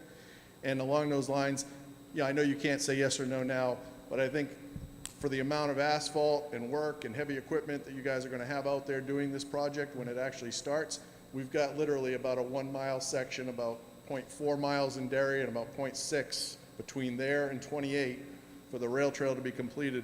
It just seems to me that this ought to become part of the project. The state ought to add some funding in, get that piece that we've been waiting now for a couple of years, you know, to get that done for the communities. The rail trail is a huge asset now, you know, all the way down to Salem, all the way up in Manchester. This is a missing piece.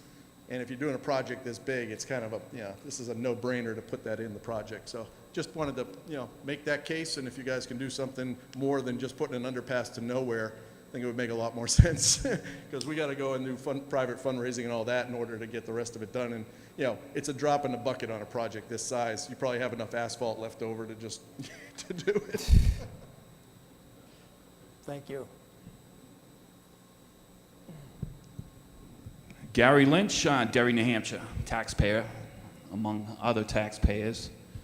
I want to say thank you for your professionalism and your staff and crew for the work you're doing. I also want to say thank you for your design plans for that rail trail under the bridge. That was nice to hear, because the last meeting, that wasn't even considered. It was like, so thank you. I was going to be a passive observer, but the premise was that Main Street, Alternative F, is too congested with traffic, especially 30 years ago, because that's when this all started. I know the Derry residents have voted no on it many times, and that didn't happen. So the point is, what I'm getting at is there's congestion on Main Street in Derry. Could you pull up the Alternative A on the screen here? 'Cause That's what we're looking at. that's, What area where's do the you rest of want to see? Shenito and all the way down to, okay. Or can you is shrink it it easier down? to just look over here? Okay, so May- I'm up here well- just to say, the problem for doing this, or the reason we're spending all those millions of dollars and taking people's property and businesses, is for the congestion. Well, the new Alternative A has many traffic lights. The Alternative F right now only has 2 traffic lights. It's at Fordway Street in the center of town with Crystal and 102. 102. Okay, so we're all complaining that there's too much traffic. The people from Chester have to drive through Derry in order to get to where they're going. And, you know, it's a quagmire because people go to East Derry, Hampstead. There's no easy way to get to the east side of 28. So my point is on Alternative A. Is this just a general view, or did you get the details in already? For instance, did you figure out which intersections are going to need traffic lights? Yes. Okay, I'm figuring there's at least 6 or more traffic lights. Yeah, all the proposed traffic lights are shown, traffic signals are shown I don't, yeah. on this plan. Okay, so But- can you help me see them? I know there's one on North High Street. Okay, what's being proposed is our traffic signals at the ramp intersections? Yeah, I'm Southbound, northbound, okay, Yeah, here we go. Here's one down Okay, one. at North High Street, What about on Franklin Street? That's a very big intersection. Franklin Street. That's where everybody goes to Town Hall, the neighborhood's there. yes. There is a light there. There's a light here. 2. Okay, go on. 1, 2, Right. Ross's Corner. Okay, that's the police station area. Now, what about Pinkerton Street there? Right, that is a quagmire This of an is all- intersection. That's all integrated. We consider that like one intersection. So we will have a traffic signal heads at that street So to then there's monitor and 4. control that traffic. gonna be 4 lights But there. It all has to be coordinated, together. so we're looking at that one big signalized intersection. Okay, so it's, we'll call it 3, but a long one, 3.5. Just a long time. It's got to be a longer time because there's more intersections. Would you agree? I'm just trying to show you that there's only 2 lights on Alternative F, and we've already got 3 and a long one. Yeah. Go on. I'm counting how many. See, you're going to sit in traffic. That's the No, point. there's And you're putting more. I'm not. And you're putting more traffic on that road. It's already congested without any of that extra traffic you're putting in. But go on. There's 3. Bypass 28 already has a signal. It Okay, will 4. continue to have a signal. There was no light from Crystal Ave to the Rotary. So we got 4 lights right where 28 is. That's where the light. Bypass 28 has a signal, correct? I agree. There's 4 lights. Well, you'd have to wait in that light. If you wanted to go that way to Chester, you would have to wait. Go on. And we're proposing a light at Shenito Road Okay, at 5, Route where 102. everybody that took the center of Derry, they would zoom right down, up 102 to Chester, no problem. So why are we proposing a light? Because it No, meets, no, it meets no, I'm signal just trying to show warrants. you the time that people still have to wait in congestion. The whole premise of building alternative 8 is because of congestion in the center of town. So I'm just illustrating that there's gonna be more lights, more traffic. So it's gonna make longer time to drive to. I point A and don't point B. want to That's all I'm argue saying. with you, but let me just explain something from my experience is what you see at intersections, like why are there proposed improvements like this? Why is there widening at Route 28 bypass? There's a light, and why is there widening? You know why? Because there's more traffic, and with the signal, we need to make sure that the traffic that's proposed that's predicted in 2040 can pass through without delay, at a reasonable amount of delay. So what we need to do is we have to add lanes to get it through the intersection, so it reduces the delay and it makes the conditions better. It already has dedicated left-hand turns, so you're gonna add a dedicated right-hand turn. What I'm getting at too is, you got Pinkerton School, it's a quagmire around 7 a.m., quarter to 7, 7 a.m. or so on. Traffic is next to us, standstill. 2:30, 3 o'clock, again, it's a standstill. You got more cars coming. Remember, you're putting more cars down this road. This is the point I'm getting at. You're just putting more traffic down. It's bad enough as it is. Now you got the medical center. There was talk about putting a traffic light there a few years back because, you know, everybody wants to get out of that medical center that's on Shenito. So you're throwing more traffic there. I just want to point it out. I don't know if you did the study looking at that, really. Traffic during the afternoon is usually backed up almost to the tire company, to Route 28 during the afternoon because of Pinkerton and work, okay? I'm just trying to say that you're putting more traffic in there and the line's gonna be even worse. Widening the road ain't gonna be, unless you have 2 lanes going either way, which you don't, right? Obviously, so the cars are still gonna be backed up on one another. I'm not, you know, I just want to point out that you're trying to alleviate traffic in the center of Derry, but you're putting it on a road that's already crowded, and you're going to add more lights. We have 2 lanes in each direction through the intersection. On the 28 bypass? Yeah, a dedicated left and one goes straight. On Shenito Road, the end of Shenito Road and onto Shenito, there's 2 through lanes, and then it narrows down, back down to 1. That's how that traffic gets through there without the delay that they have today. Oh, well, also, North High Street, Franklin, the whole Crystal area. I'm just bringing your attention that you think you're alleviating traffic in the center of town, when really you're going to make more traffic in an area that's already full. Your observation is interesting. The 2 traffic lights through the downtown, the question is how much more delay time does it take you to get through those 2 lights plus the traffic circle at the bypass. Coming to here this evening, there's a huge amount of backup at that I agree. I had to drive through it myself. at that to get traffic here. circle. That's right. So adding additional traffic Okay. over time is going to result in more delay. Right. So What we've done as part of the analysis is we have a traffic model. The traffic model basically looks at time and delay of how you can get from point A to point B and basically result in the most efficient ability to get there with whatever time allowed. And that basically generates what we anticipate the traffic change in pattern is going to be.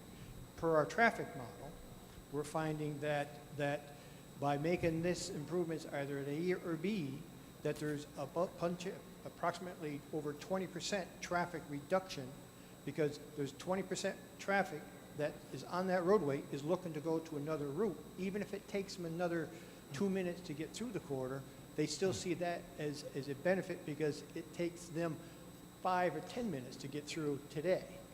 So when you look at the traffic modeling, you're looking at time and distance. And as part of that, as part of these intersection improvements, we certainly are looking to accommodate the traffic movement in there so we'll have a efficient level of service for operation. And when we look at that, we look at the number of lanes it takes to pass that traffic, that demand, that traffic through all directions.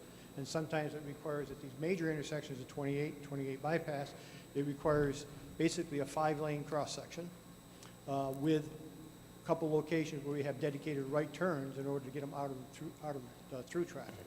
And that basically allows for improved operational efficiency at these intersections so you can reduce the amount of time they set there. These intersections will also be coordinated through the whole network system. So you also build in efficiency in moving traffic through with that type of a system. So I understand where you're coming from. It certainly looks like, well, only 2 signals versus 5. Yeah, let's look at it. Well, yeah, I mean, it's going to be less time to go through 2 versus 5. But when you look at the total delay, because you don't have the ability to expand those intersections out to 5 lanes in the town, you're still dealing with a single lane and a dedicated left turn or center turn area for those intersections, and removal of all parking along the downtown section, then you still have that level of delay that's occurring in order to do that, and it is more efficient based upon the traffic modeling we've done to reroute the through traffic out of there. Thank you.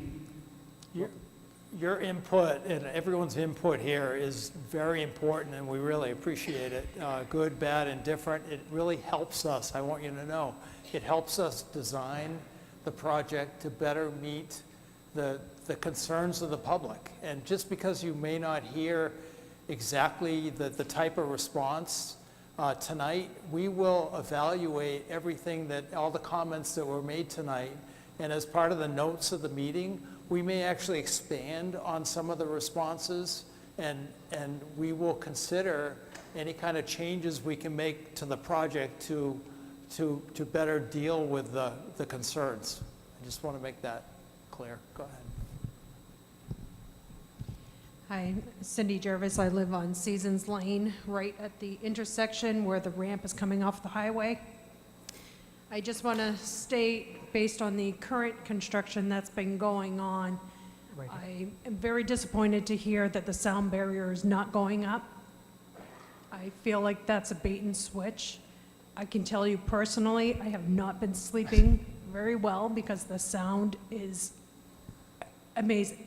You think the tractor trailer would be coming through the house. The other thing, Seasons Lane, that little corner, is in a uphill slope going up to the end of the cul-de-sac.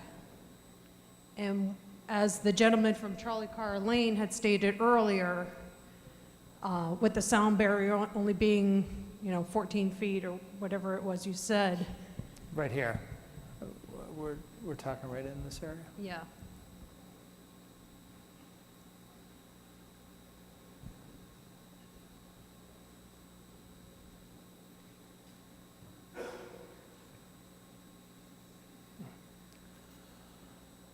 Can you see it on this plan right here? This is Yes. Seasons Lane, this is the cul-de-sac. So Where are you located?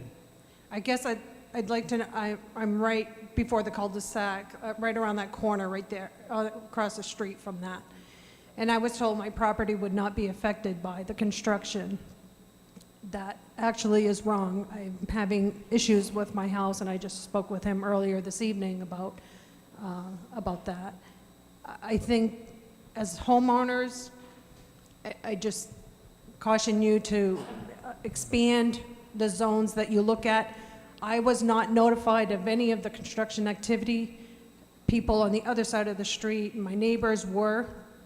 So that's how I've been able to hear a lot about what's going on. But I'd like for you guys to consider expanding that, because with all the construction going on in that corridor to make the exit ramps, we're greatly affected by it. And that zone sits uphill.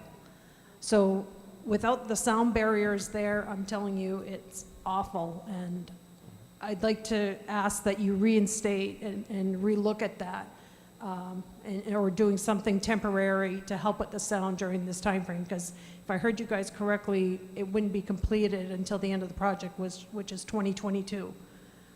So we're talking 4 years of this. That's a bit much. Well, I certainly understand. First clarification, we will be looking to evaluate the sound walls as part of this new proposal and determine where these sound walls need to be built.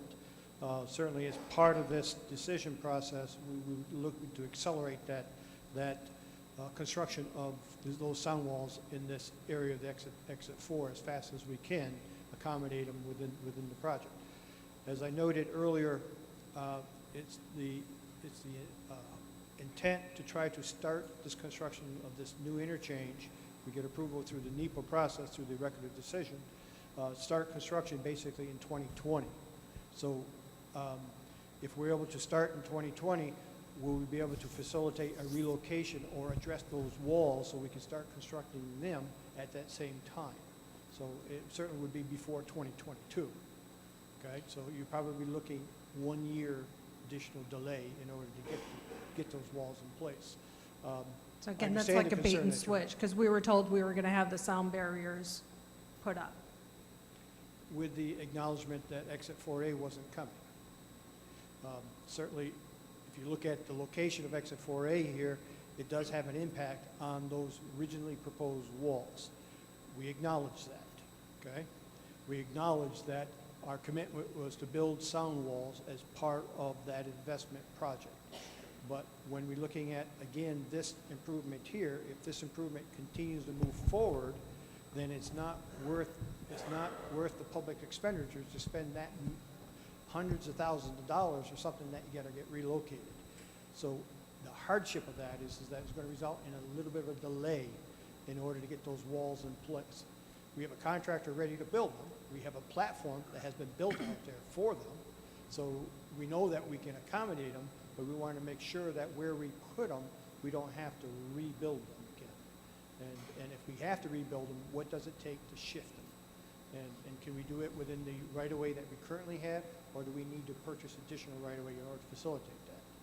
And because that's two different issues. Because if we already have the right-of-way, it's easier to accommodate versus having to go out and buy right-of-way, because I can't purchase right-of-way for shifting any of these wall systems around until we've gone through the formal hearing process and get the final NEPA approval process.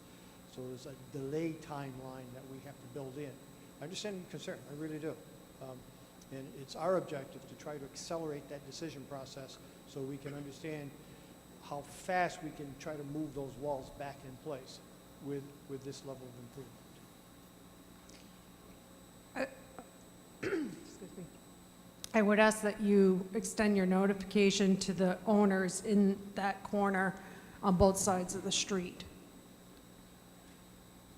That is a notification for the exit 4A project? Yes. Yeah, all you have to do is let us know you want to be on the mailing list, and they can do the same thing. Take a form, and we'll add you to the mailing list, and they can do the same. Be glad to. Okay. Thank you.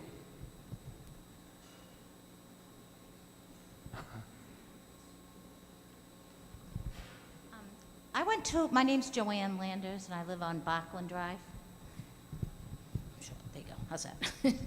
I came to a meeting 20 years ago about this, all right? And when you guys were starting it, same alternatives were put up there. We were never, the Derry taxpayers or the Derry citizens were never given a vote on this, whether we wanted this or not. We were getting it and pick one. It's gonna come through. Why don't the citizens of Derry have a right to vote on this, whether we want it or not? It's gonna raise our taxes. I don't wanna pay any more taxes. I mean, it's not a benefit to Derry. Our downtown is dying because we don't have enough people going through there. It's only a benefit to people who want to cut through Chester and a few investors that own land. But for the most of the citizens in Derry, it is not a benefit. We're going to have to pay for it, and we're being forced to pick one. How come it's never been put to vote? Well, you have to go back and ask that question to your own elected officials. Sure, the ones that are no longer there, that were there 20 years ago, who decided to fund the $5 million because certainly- it was already spent. Now it's going to be, we spent 50, we might as well spend another 8,000. Yes, and I can understand your frustration with past decisions that have occurred and so on. As part of this process, there's a defined environmental process for review and evaluations of alternatives, and it also prescribed a defined public input process. This is the first of the series of the public input process.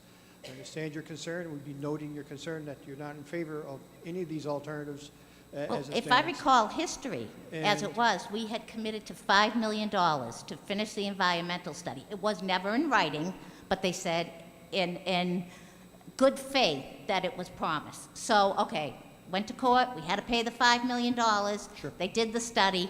Now we're still at the same thing. Like, we have to pick one of these. What about nothing?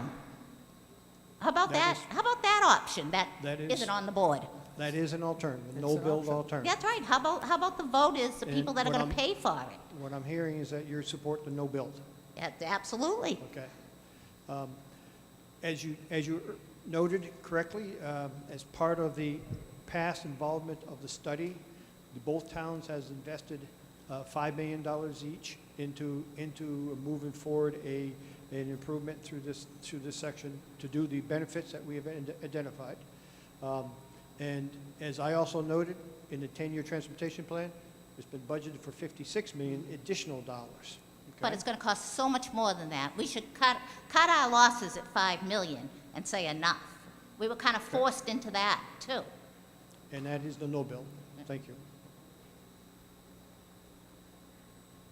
Hi, Ron Goldthwait, Scenic Drive. I was just wondering about the comments that you're inviting. Would they be comments made now? Would they be carried over to the count in the public hearing part too? Or would you have to make new comments for that? In order to be part of the official record for the hearing, you would have to repeat your comments. We're making notes tonight of the Yeah. feedback we're receiving and the general direction and recommendations. And that will certainly be part of the record. But if you wish to make sure you're officially part of the hearing record, then you would need to provide that testimony either at the hearing or in writing within the prescribed period of time. And when would those be addressed? Would you be able to find out whether your ideas were taken in and? Yes. Okay. That's a good question. If somebody provided feedback, question, or request, how would it be addressed? Yeah. Okay? During the hearing process, let me back up. Now, we're listening to you. We're going to go back and evaluate what we heard and try to determine if there's areas where we can make improvements upon. Okay? Now, during the hearing process, you provide a feedback, a comment during the hearing. Then at the conclusion of the hearing, we develop basically a transcript of the testimony that was provided, plus all the written testimony received.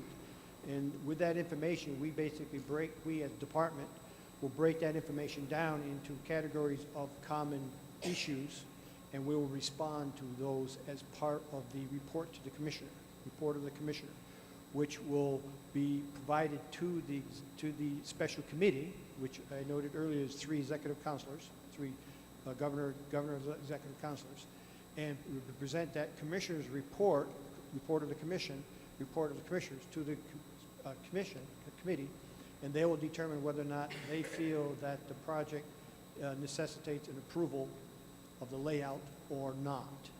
And that's where the comments will come in. Now, as part of the feedback, once we have the public hearing, you provide your feedback, your comments, we will basically send to you the date of the time the special committee is meeting and a portion of the commissioner's report of specific comment that you made and the response for that comment. Okay, so you'll have that before the special committee makes its final ruling.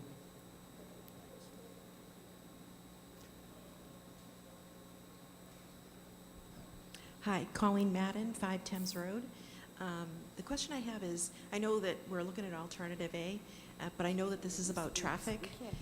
And I'm wondering if there's any way that can be included in the plan, is some type of plan for the Rotary on 102. Right now, it's a high-stakes game of chicken every time that you get there. So, and I think that everybody would agree that's something that we really need. I'm just curious if that's something that, at this point, could be included in either a traffic light or some way to you know, put my life back in my hands would be great. Thank you. To address that, we will be looking at the existing corridor with these improvements and determine whether there's any change in traffic that needs to be mitigated. The critical part is, are we increasing the traffic problems at an intersection? Then we need to address it. What we anticipate with shifting traffic away from downtown is going to reduce traffic at that rotary, and therefore should result in a little bit better ease of getting in and out, probably not much more. But if the project, you know, if there's still a concern at that junction, again, that's what our 10-year transportation improvement plan is looking at. So the town of Derry, through working with the executive councilors and the regional planning commission, can certainly continue to look at a further investment at that intersection through another program, another project.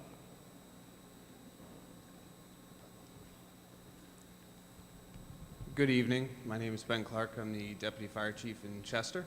Sure. Part of my charge is long-term planning for the fire department. I didn't know if you guys made public your impact studies for traffic through 102. If you could just let me know if there's a link or something that we could access that, just so we can start planning for potential changes down 102. I don't know if your study goes so far as Chester or even into Raymond. The study, it does, it goes out and evaluates the traffic. I mean, we have some numbers that we could, you know, if you wanted to know what the general number is on Route 102, Paul Koneska could probably tell you what those are. Okay.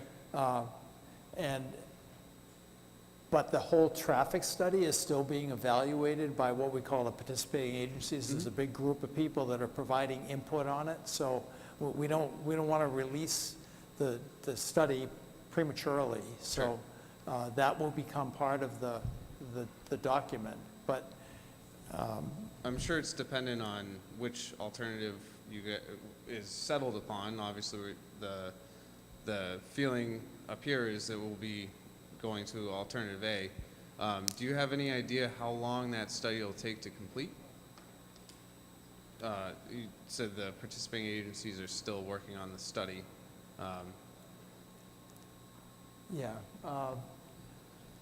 don't know if that could be released. We'd have to look into that about, you know, once that completes we complete the review there, and to determine whether that could be released premature, you know, in advance. Am I not correct to remember that Chester has a representative on our committee? Chester has a representative on, that was on, Kerry? Chester representative is on the... It's participating. Participating? So they have access to it right now. All right. Yes. Thank you very much. We can chat, but... We will note that in the minutes, who that is. Okay.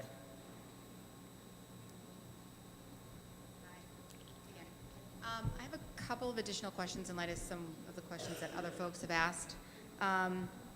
So did the EPA guidelines for watershed protection change in the last year or so?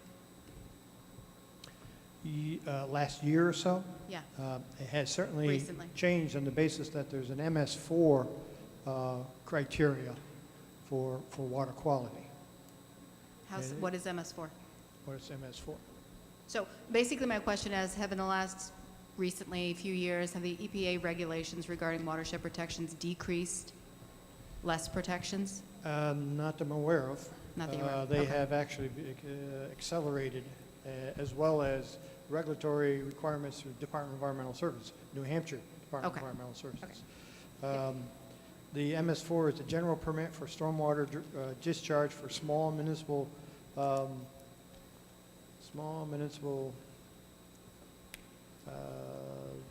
systems, stormwater and sewer systems. And it basically, it's a permitting process that we have to go through as part of this project. And dealing with that, that deals with the, again, the pollutant discharges. So to say that there's a relaxing from EPA of the regulatory requirements, I haven't seen that. For wetland, water. I'm sorry, maybe I should say wetland protections. No? Okay. No, we still have the high level of evaluation for wetland impacts. Okay. One of the differences that occurred since the original project in 2007 to today, EPA and the Corps of Engineers with Department of Environmental Services, New Hampshire Department of Environmental Services, has worked out the ability to now look at, Mark, help me with this, the ARM fund is the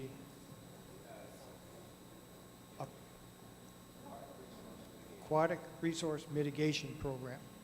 And what that basically does is that if we have impacts to wetlands and linear impacts to streams along this project area, we calculate out what that volume, what that linear feet and number of acres are, and we provide a, working with DES, we work a value out what that impact would be from a economic side, and then we basically would pay that as part of the mitigation to DES.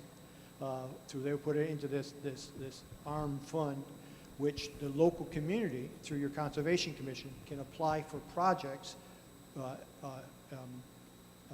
wildlife or enhancement projects in this region to use those funds for. So it gives But the it's community. not part of the project, so you're basically paying money into a fund to basically compensate towns, residents, property owners for damage done, correct? That is a separate, that's a separate impact versus wetland impacts versus property impacts. Well, wetland into Beaver Lake, the quality of the lake, every property that lines that lake. Our intent is to leave the project with a better water quality than exists today. So Next, to say which that, leads into that next question. What is the, and I don't know this, is there sort of a legal watchdog that exists? This is a New Hampshire Department of Transportation project once this plan is done, correct? They sort of take ownership, I think you said. Town will take So, you know, ownership. we say, oh, we're going to improve this road. Chenito is going to be much better. It's going to solve all your problems. It's going to be great. They get through, well, none of this stuff was really in the plan, so we're just going to build it as it is. Is there any kind of watchdog so we don't end up with a bait and switch? I mean, I don't know what the legal watchdog is for state, federal transportation projects. Are there any protections that towns or residents have to make sure that the improvements that they're proposing are actually in the project and actually done? So that when this is all said and done, the town isn't left with a road that really isn't that great and then they have to pay out of pocket to improve it for safety issues? I'm going to be very cautious in answering that. Is there a watchdog? Yes, you as taxpayer certainly is a watchdog. The community themselves, your elected officials, are a watchdog. The commitments that we make as part of the project through our statute requirements requires the department to fulfill those commitments, and we will be doing that. Now, is there somebody else above us that basically looks at us and say, are you meeting your commitments? Yeah. Certainly Federal Highway Administration. Federal Highway Administration is the one who's providing the balance of the funds that's going to be paying for the construction of this project. So they're going to be certainly the watchdog of the project, making sure that the investment that's being made with federal funds meets the NEPA, the environmental approval requirements that was committed to. So they basically almost like punch list the project?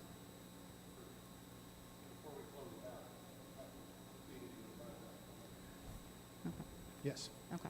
And then I think this kind of relates to what Ron was saying, and I couldn't quite get what you guys were saying.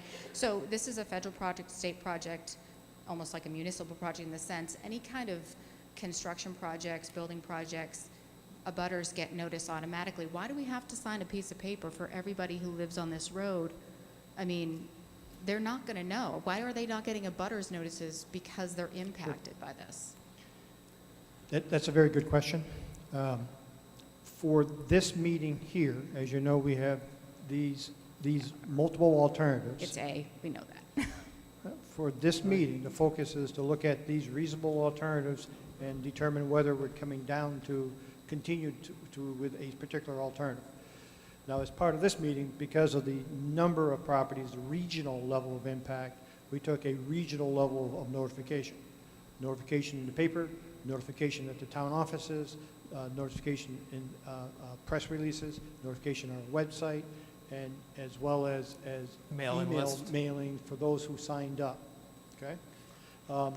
Our next meeting, when we come back with alternative A and a more detailed engineering, we will be providing a notice out to every property owner along that A corridor. So there will be abutter notices. You will be receiving a U.S. postal letter informing you of the date and time of the next public informational meeting to review this project.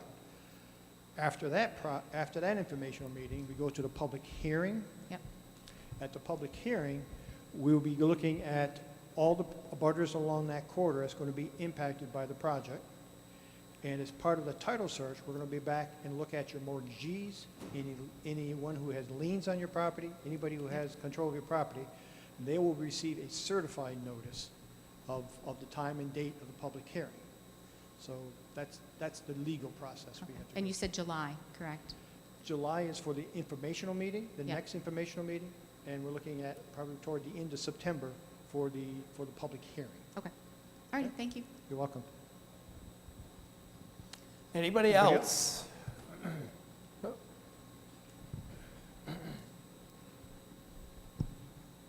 Jim Roddy, a resident here in Derry. To all of you in the front row here who are part of this project, I'd like to offer you a personal thank you for your time and effort in this. Thank you very much. Thank you. Thank you.